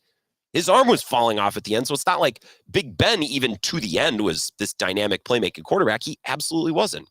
So this is just another step, and I would guess Steelers fans are like, at what point are we going to make a real investment to modernize and to try to be a big boy, modern, grown-up NFL franchise? Forward thinking with the quarterback at the center of it all. When are we going to do that thing? When are we going to do the thing that every other team is doing, and plenty of teams, especially in the AFC, are doing well, because that's where all these superstar quarterbacks are for the most part. Jaden Daniels in the NFC is a stud, and Stafford's a stud, but he's aging, right? Jalen Hurts is very good, but Josh Allen, Joe Burrow, Patrick Mahomes, Herbert, Lamar Jackson, like that's a conference, man. Like, that's really, really good. And the Steelers are a team that's almost intent on not doing that thing. And if I was a Steelers fan, I'd be like, okay, Rodgers is good. I certainly prefer him to Mason Rudolph. Duh. Like, yeah, if I was a Steelers fan, I'd be happy about that, because the alternative at this point in the offseason cycle is some a-hole on his second or third go-round with the team, Mason Rudolph. But at one point, are we going to do the thing? Are we going to invest? Are we going to identify a quarterback in a draft that we like? we're going to build around him. We're going to pair him with an offensive coordinator and a system that's going to be there in place. And we're going to build up an O-line and we're going to run the football instead of, here's our aging quarterback. Hopefully our defense could be good enough. Draft Eric Harmon, draft Joey Porter Jr. Right. And the funny thing about the Steelers is all of these first round picks have been met with a lot of praise. Like, everyone loved Derek Harmon. Great player by all accounts, with a great story, great human being, comes from a top program. But that's not changing the fortune of the Steelers. Everyone loved the Joey Porter Jr. pick for obvious reasons, right? I think his dad played with the Steelers too, a little before my time. But like, yeah, that's a natural fit. But again, even if he's great, is that going to change your fortunes? No, probably not. At one point, are you going to get serious about being a modern football operation? And I just don't know, for all the conversation that's had about Aaron Rodgers being stubborn, I think the Steelers are pretty stubborn too. And the Steelers part of this marriage might be even more interesting than the Aaron Rodgers part of this marriage. Because again, what we're seeing from Rodgers too, this is just another chapter in a story that we've been watching for a long time. The Steelers part of it is more interesting. The Jets, they're desperate. And my God, you could tell when Aaron Rodgers arrived, because Saleh, everyone's like, isn't it great? Look at you. Do you see how the ball comes out of his hands? It's like, you guys are like a virgin on prom night. That's how you're coming across. You act like you've never had a half decent quarterback in your life. The Steelers have. And they're used to some level of success and some level of competence. The Jets aren't. So the Steelers part of this is the Aaron Rodgers Steelers chapter. And I think the Steelers half of this chapter is more interesting than the Rodgers half. Which I'm not sure that was the case in New York, because that was the first time we were seeing Aaron Rodgers in an environment that wasn't with the Green Bay Packers. I'm going to flip the camera on the live stream here before we take a break. We're looking out over the 11th green here at Wild Ridge Golf Course. Oh, the breeze is blowing. And we're up here, not up north in the state of Wisconsin, but we're in the northern portion. Up north doesn't begin until Highway 8. But I will say, once you pass around Black River Falls, the foliage begins to change. The classic white pine, the big pine tree, a lot more prominent up here than it is in southern and especially southeastern Wisconsin. And the pollen is a-blowing today. There's a yellow film on everything. Luckily, I don't have allergies, but it's starting to get, I can feel it in my eyes just a little bit. You can see the sheets blowing off those pine trees out over the green and down into the valley. So really beautiful course. Wish I could have played a couple holes today, but Bill's show was a blast. We had Dan Casper on for a half hour and Leroy Butler, and got to talk and meet with a lot of listeners. I got to enjoy a delicious bagged lunch, some chips. Oh, they had a stand right beneath us here where we're broadcasting at the 11th green. We had a big old basket of the classic Pearson's salted nut roll. Oh, what a delicious snack. What an excellent treat. Very underrated in 2025. So we'll come back. We'll continue the Wisco Sports Show next. We're broadcasting live here, our final day of this tour of the western portion of the state, Wild Ridge Golf Course in Eau Claire, Wisconsin. We'll be back in 3 minutes. This is the Wisco Sports Show with Grant Bills on the Wisconsin Sports Zone Radio Network.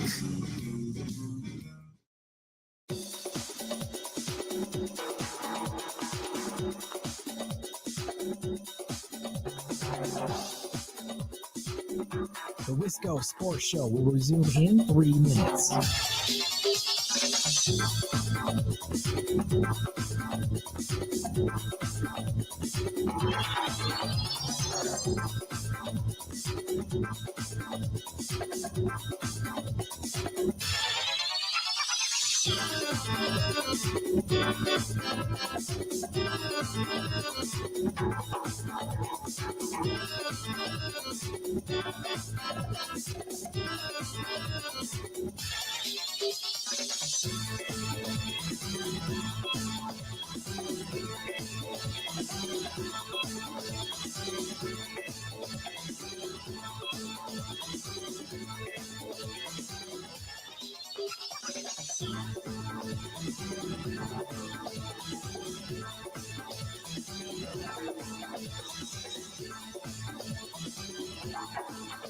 The Wisco Sports Show will resume in 2 minutes.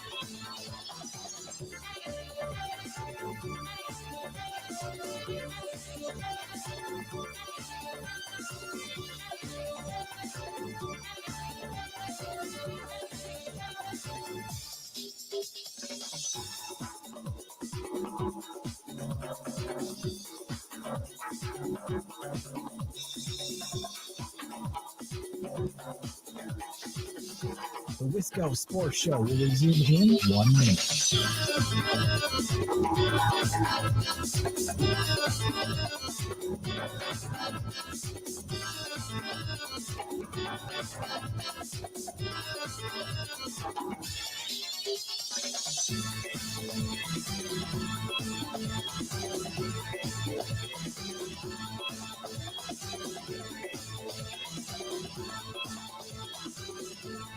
The Wisco Sports Show will resume in 30 seconds.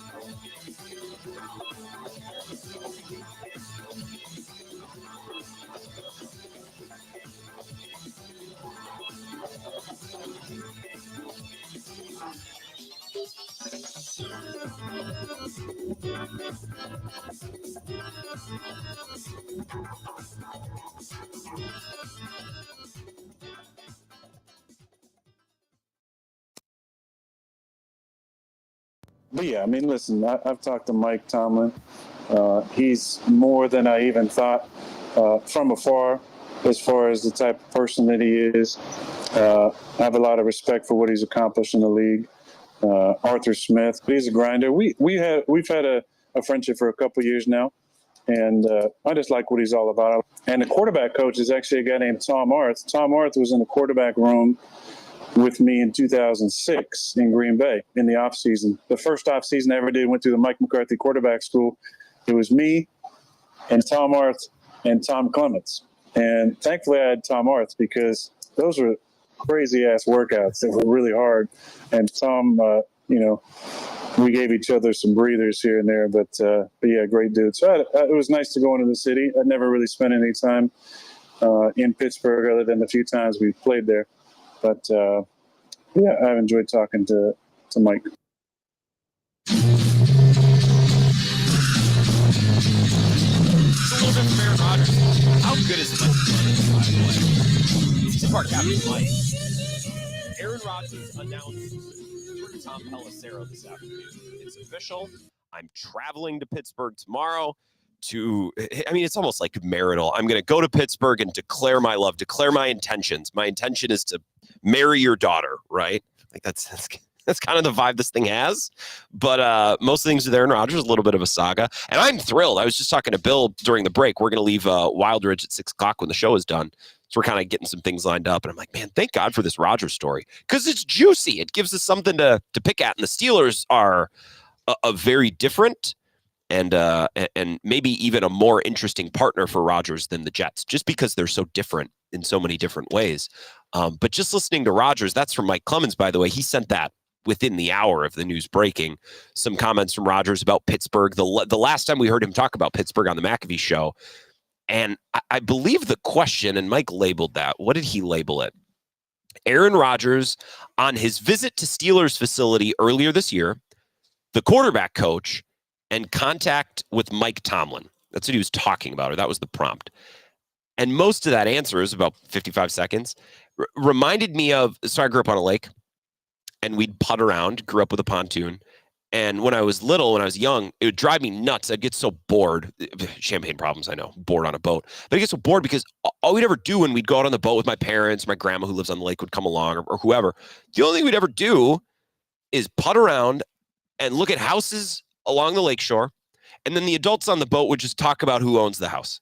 Who owns it? Is that Mary Lou and Bill Benson? Yeah, but I think Mary Lou passed away. Is Bill still out at the distribution center? No, I think he retired a couple of years back. I think he does some woodworking as a hobby, but blah blah blah. And then we'd keep going, and then the next house. Well, the Smiths used to work there. I remember he taught shop at the technical college up in Barron. It's just like, what are we doing? Now, of course, now that I'm older, I love those conversations. They're the best. Oh my God, that and highways. Oh, it's my favorite thing, talking about what highway goes through where and which exit. Yeah, when you get older, those are like the best conversations. It's the best. But when you're little, it's like, oh my God, who cares? That's what it's like listening to Aaron Rodgers answer simple questions like, hey, what do you think of Pittsburgh? Well, I've liked Mike Tomlin for a long time. And, when I first came into the league, and went through the Mike McCarthy quarterback school. Tom Clemens was there, and Tom was a tall man. He was tall. In fact, in college, I believe people called him Boomer just because of his booming height. And he had a real, another thing about Tom Clemens is he had this habit where Thursdays he would bring a brisket sandwich every day for lunch, and we'd be like, geez, because we'd all be having salads, and Tom Clemens would be juice getting. It's like, what are you talking about? You've gone down such a rabbit, and it's like, so it makes me think of listening to Rodgers answer basic football questions. What do you think of Pittsburgh? What do you think of Mike Tomlin? And it becomes a conversation that adults have on a boat, or when you drive around the country and you're looking at houses and you're like, who lives? Yeah, I think that's Mary Ellen Sue and Tim. I think they lived up there. But of course, now they bought it from Henry and Marietta back in the day. Of course, that was, back when they owned, such and such restaurant. It's like, Jesus, you guys just don't have an off switch.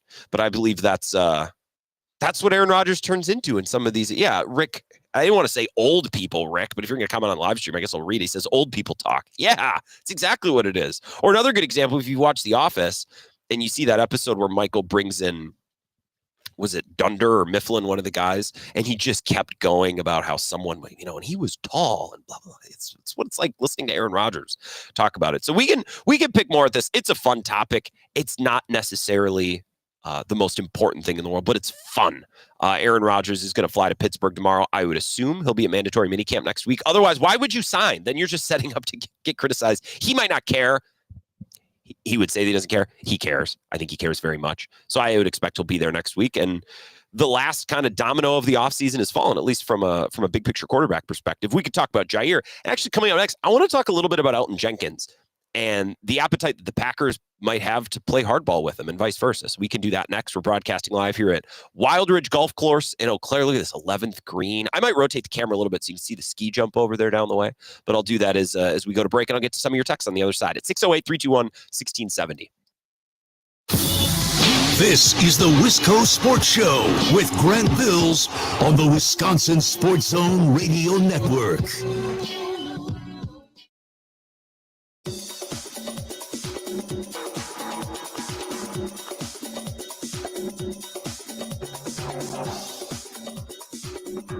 The Wisco Sports Show will resume in 5 minutes.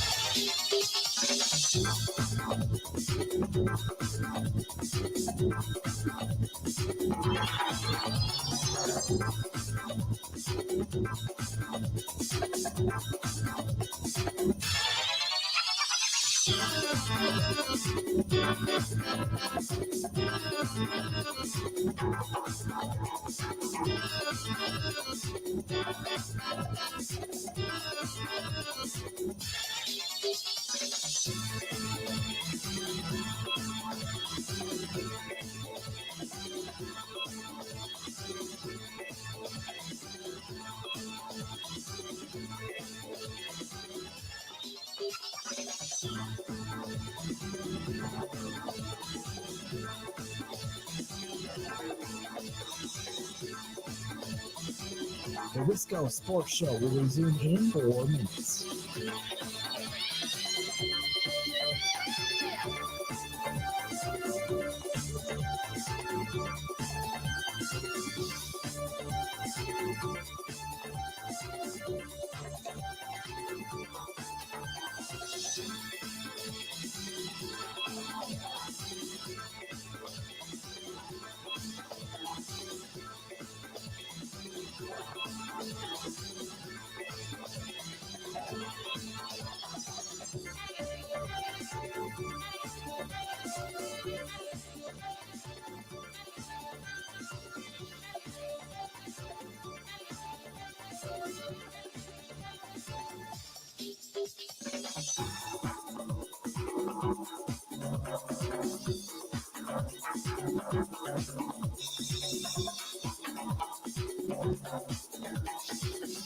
The Wisco Sports Show will resume in 3 minutes.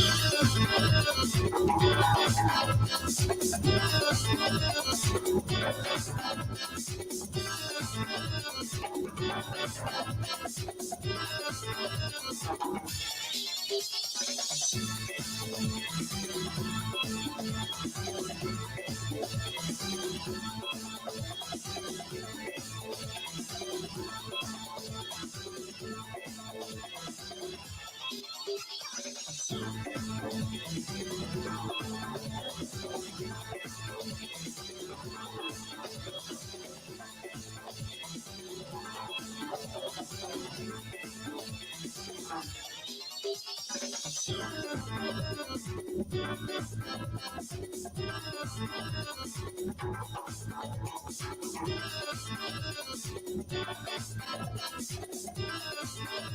Wisco Sports Show will resume in 2 minutes.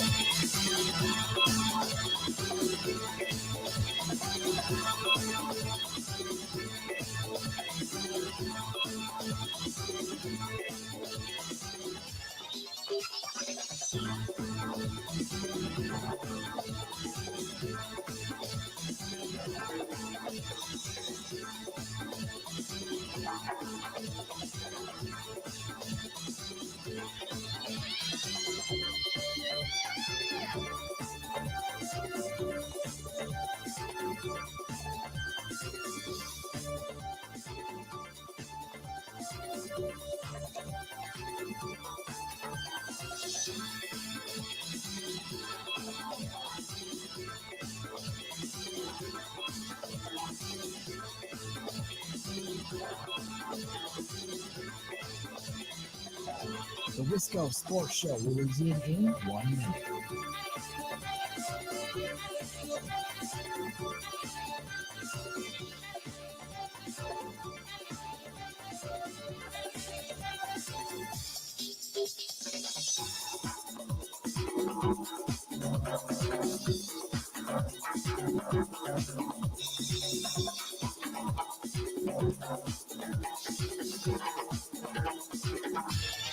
The Wisco Sports Show will resume in 30 seconds.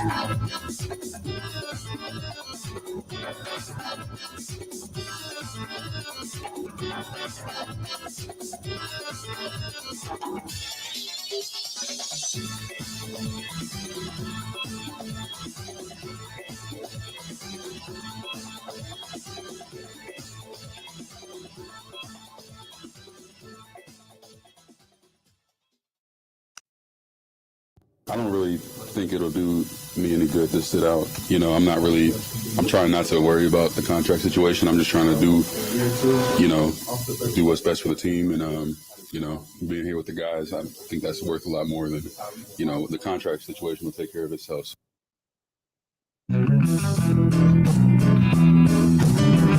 That's Zach Tom. He's asked about his contract, and I don't know who asked him about that. This is on Tuesday? Wednesday? When was the locker room open? Monday? I've been losing track of days this week. I know it was open, I believe, Wednesday of last week. It might have even been on Monday. I'm trying to remember when we got all that audio from Mike. I think we played it on Tuesday, which means the locker room was open on Monday. Not that it matters. That was Zach Tom talking about his contract situation, and I played you a little bit of an exchange with Matt Schneidman and Matt LaFleur last night, where Schneidman asked him, Zach Tom probably would be well within his right to hold out. And I think he would be. I think he's the player right now on the team who you could look at and think, well, that's a surefire guy who's going to be extended, deserves to be extended. Like, you should probably write that one down in pen. Or at least I think you should.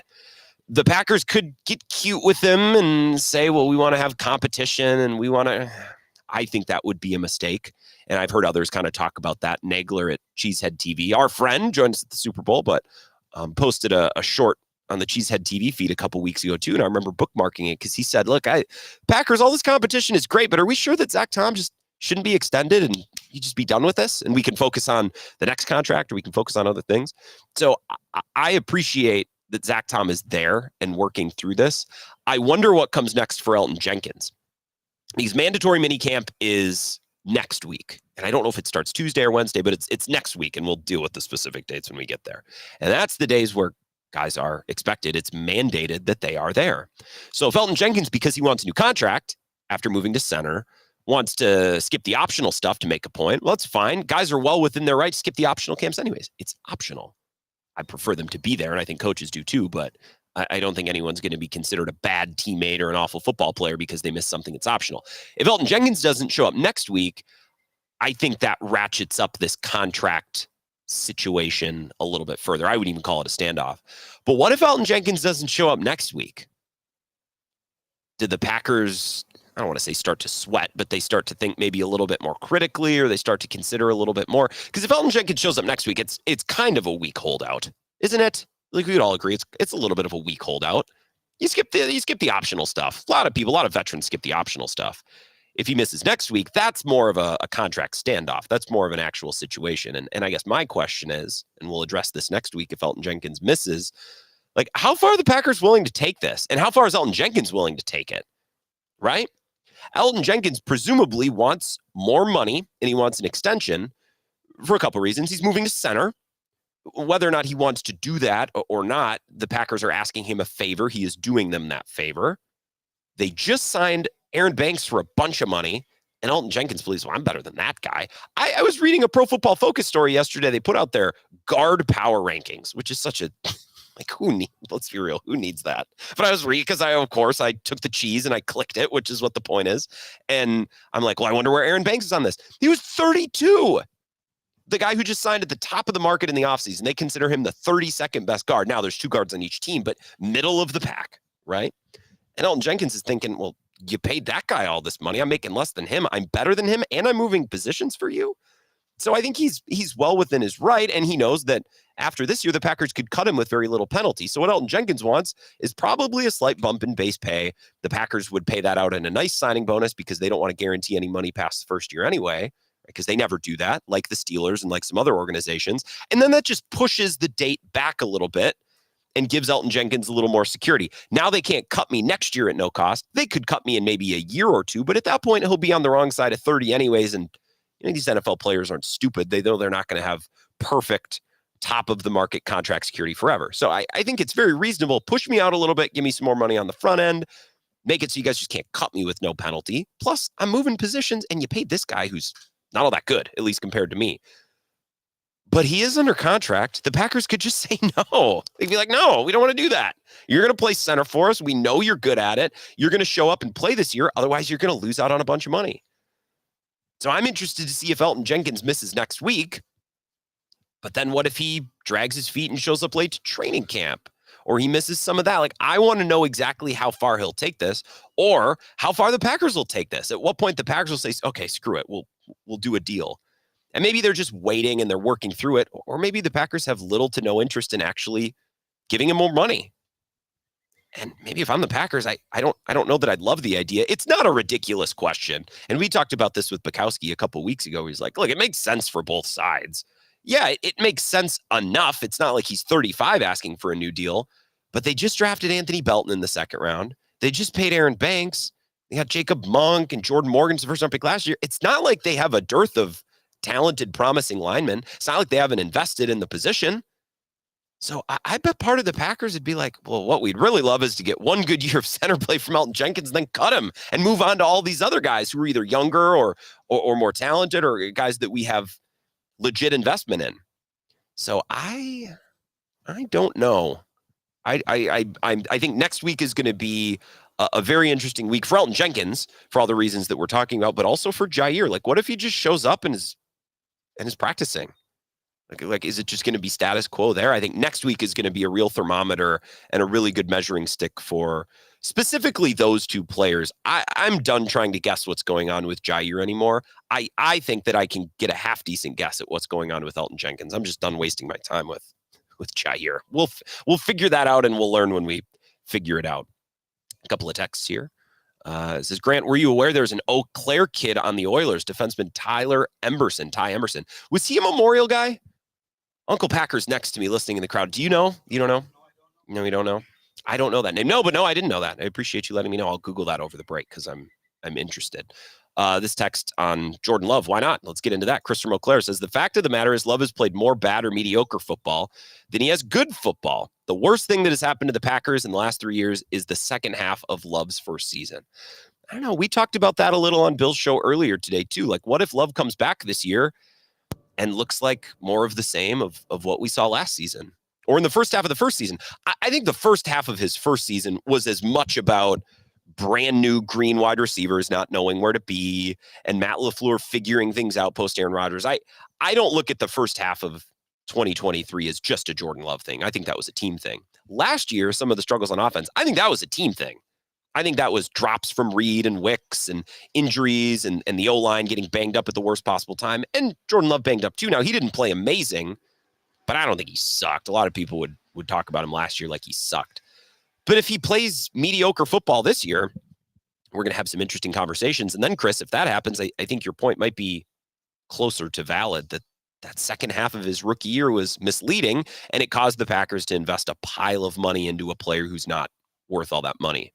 However, if we watch this season and it looks like last season, well, then that's going to be just as much about Dontavian Wicks and Jaden Reed, and depending on what happens with Matthew Golden, Zavion Williams, and those cats too.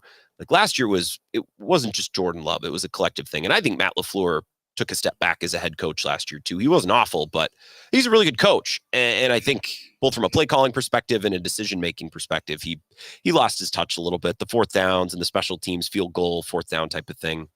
I think he took a step back last year. What I would be interested to see is if next year Golden looks like a stud and Doubs is playing awesome and Wicks and Reed have taken a step and the O-line is even bigger and better than they were before and Jacobs is tearing it up. And then in that environment, Jordan looks so-so. Jordan Love looks so-so. If that happens, well, that's juicy then. And then we'll talk about the quarterback. But I think then and only then do we talk about the quarterback. Because this offseason had, I don't know if they had bigger issues than Jordan Love because he's the quarterback. He makes all the money and he gets the credit. He takes the blame. But I think they had plenty of other issues. Not necessarily bigger issues, but other issues last year that were secondary to Jordan Love, which impacted his performance and the performance of the offseason. Nick comments on live stream. There's certain things where Grant is an old man and some things where Grant is a kid. I can't judge. Well, okay, so here's what happened. I was pointing out that because we're like north of Black River Falls, this is where you get a lot more big white pine trees in this part of the state. And then you get like another hour and a half north of here, and then the pines get like wispier. But then in southern Wisconsin and southeastern Wisconsin especially, you don't get these big booming pine trees. And the pollen is just coming off in sheets. And you can see it in the air, and I can see it on my computer here. And Nick commented on the live stream, Grant, that's wildfire smoke. It's on my first day of going outside, Nick. I can tell there's both. You can see the clouds of pollen coming off. At first this morning, I thought people were just whacking out of the sand trap back behind the 11th green and around the corner. I thought, like, man, everyone's in the sand because you just saw in the sun, you saw these big plumes of dust. And then what I realized is, no, it's coming off the trees. Although there were some people in the sand trap. And it has been fun here on the 11th to watch people hack their way out of there. In fact, somebody even let Bill and I take a celeb shot, which is very fun. Neither one of us impressed very much, but it was fun to swing a club. We'll come back. We'll have about 8 minutes. Final thoughts on game 1 of the Stanley Cup Finals. Maybe a thought on game 1 of the NBA Finals tonight. And anything else on the board. One final segment for your texts and comments at 608-321-1670 and on the live stream. We'll wrap it up here at Wild Ridge Golf Course in Eau Claire next. This is the Wisco Sports Show with Grant Bills on the Wisconsin Sports Zone Radio Network.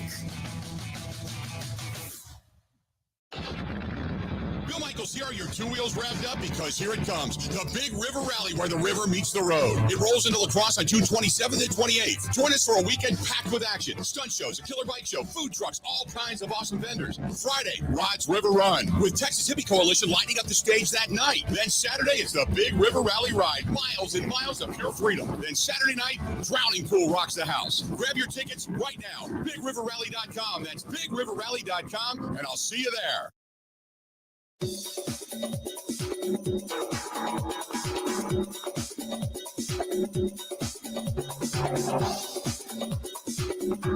Wisco Sports Show will resume in 3 minutes.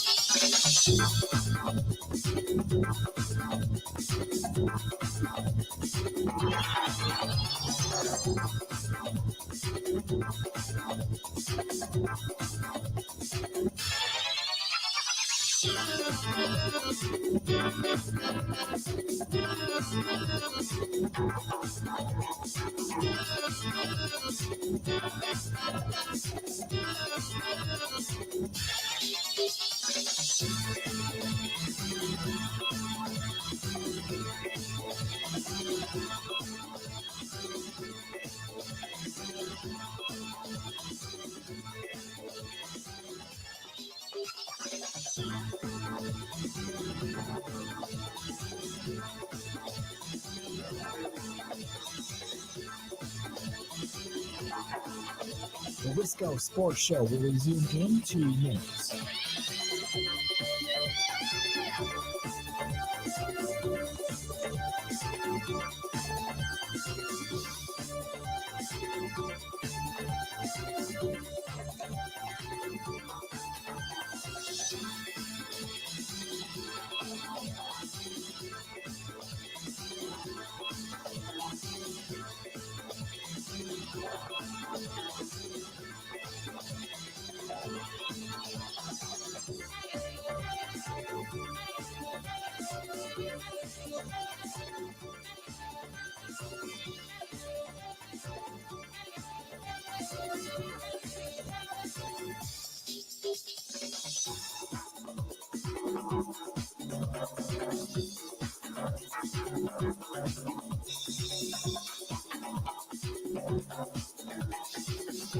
The Wisco Sports Show will resume in 1 minute.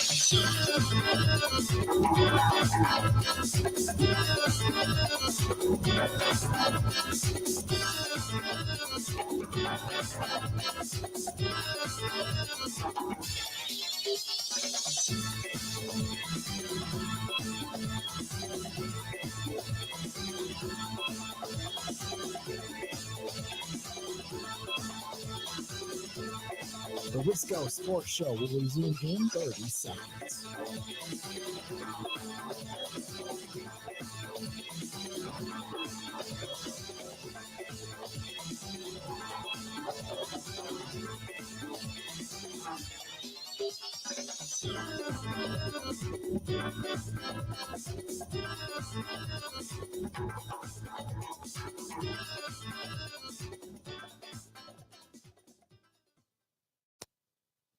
Out of Nugent Hopkins. Kicks it back to Bouchard. Back to Nugent Hopkins.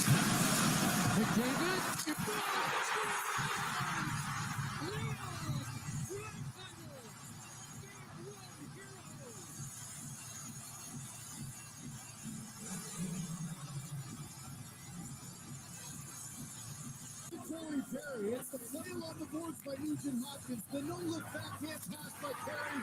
And then as they've done so often, 97 and 29, you get chased into the outside, you miss your responsibility, and on the tape that off of him before Bobrovsky can even get across. The power play looked like it might not be able to finish this game off. Instead, with his Draisaitl.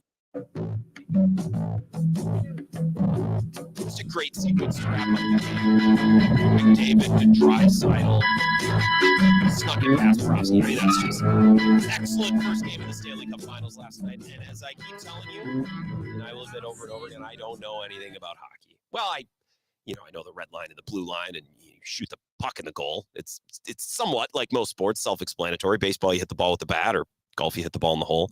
But the intricacies of game planning and making adjustments over a series, I'm not going to be able to talk about that.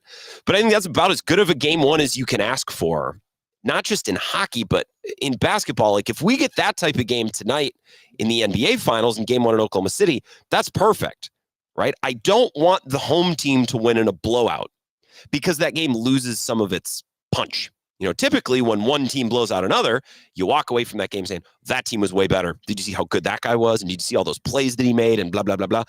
But game one of a playoff series, when the home team wins in a blowout, it's just like a checked box. It's like, well, the home team won, did what they were supposed to do. It's a formality. On to game two. It's like, well, then why did we watch? You know what I mean? Why did we? Well, then what was that whole exercise?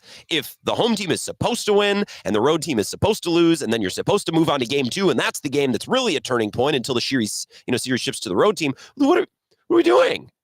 I don't just want it to be a formality. So last night is the perfect type of game one, whether it's basketball or baseball or hockey, where it comes down to the wire. And as a fan, you're watching like, oh man, whichever team loses this, it's going to be crushing. You're going to feel it because both teams had so many opportunities. The home team had an opportunity to win at home, which is what they're supposed to do. The road team had an opportunity to steal one, which is massive, especially in game one, especially traveling all the way from freaking Florida up to Edmonton. And you can feel the importance of the game at the end. Now, I still think Florida is, they're defending champs.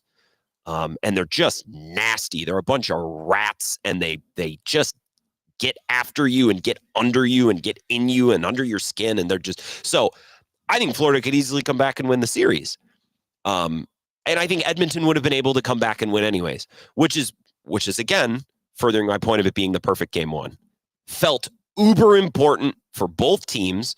But now going to game 2, it still feels like anybody's series. Perfect result. And if we get that in the NBA Finals tonight, I will take that as well. I think I'm going to cheer for the Thunder because screw the Pacers. I'm a Bucks fan. I try to, watch some of these games with a little bit of impartiality, but screw the Pacers. Bunch of douchebags. So I'm going to cheer for the Thunder. Plus, we might walk away from the series if the Thunder not only win, but win in impressive fashion. We're talking about one of the more impressive champs, in a while, wire to wire and win margin and point differential and all of these things. And then we get to have conversations about where SGA ranks and Jalen Williams and Chet Holmgren and all these guys, which is fun. I will say I'm going to completely and totally 100% avoid any conversations coming out of this series as now this is the team. Now this team is going to become a dynasty.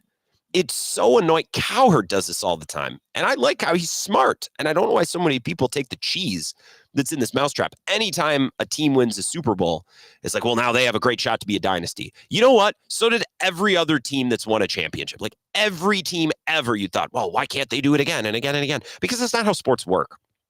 And it's certainly not how the NBA has worked the last 5-10 years. Ever since Cav Warriors, that 4-year war where they went back to back to back to back, we've had different teams, different champions every year. Not that you'd know it, because every NBA talker and person on sports radio and television talk about, well, you better get used to the Thunder. They're going to be around for a while. Really? Are they? Well, they got all these first and second round picks. Yeah, because 18-year-olds always come in and contribute right away. And the players coming out of the draft that you think are good are always going to be good. Like, we're smarter than this. Look no further than the past 5 years. We're smarter. We should know that a team doesn't just win an NBA Finals in 2025 and instantly become a dynasty, even if they have picks and even if they're really young. Now the Bucks weren't really young and they didn't have picks, but the Celtics were young. The Celtics were as well positioned as any team to repeat probably since the Warriors, the last time they repeated, because the Raptors weren't in a great spot. The bubble, I just throw that out. Now the Bucks were in a decent position to repeat, and I think they might have had Chris Middleton not gotten hurt. But the Celtics were about to go down 3-1 with a healthy Jason Tatum until he wasn't healthy, but that game had basically been decided with 2 minutes left. The Celtics were the best positioned, best constructed team to repeat, and they didn't even come close. They didn't even make a series of it in the second round. They were down 3-1 to a Knicks team that they dominated. Everyone dominated the Knicks in the regular season, and the Celtics didn't even come close. So don't tell me that the Thunder are different or the Pacers are different because they're young. They have picks. Lots of teams have picks. Lots of teams have been young. The Celtics, they weren't just young. They were young, but like in their prime young. Not 23, but 26 and 27, which is the golden zone. That's when the players should be at their best. So I don't know. It's a little frustrating to listen to all these sports talkers take the cheese on, the Thunder are about to be a dynasty. I mean, if they are, it would be the first one we've seen since Kevin Durant played with Steph Curry and Klay Thompson. It just hasn't really happened in this, I wouldn't say modern NBA because it happened 10 years ago, but in the most modern, in this decade at least, just hasn't been the way that it's gone down. And Adam Silver talked about it, that clip we used on Breakfast Ball and FS1, comparing this finals to, Packers Steelers. We'd celebrate that. He also very directly addressed the current CBA. This is by design. We built it into the way that the league polices itself and the finances and the salary cap and the ability to trade and maneuver and build teams. Like, this is on purpose. I don't know if it's good for the league. All the teams are playing by the same rules. I kind of think that you should have a little bit more flexibility. I think you should reward teams that are willing to spend and willing to go all in instead of letting, crummy, cheap, or lazy owners off the hook or dysfunctional owners off the hook. But this is the path the NBA has taken, and I don't know why so many sports talkers are just remaining completely oblivious to that. Like, the Thunder, get used to them. Maybe, but I also think probably not. I'd bet against it. Tomorrow we'll be back in studio. I cannot wait to get back to taking your phone calls for the first time since Monday. We're going to drive back. Thanks to the folks here at Wildridge for having us. It was a beautiful day. A lot of money raised for junior achievement. Thank you for listening. I will talk to you tomorrow.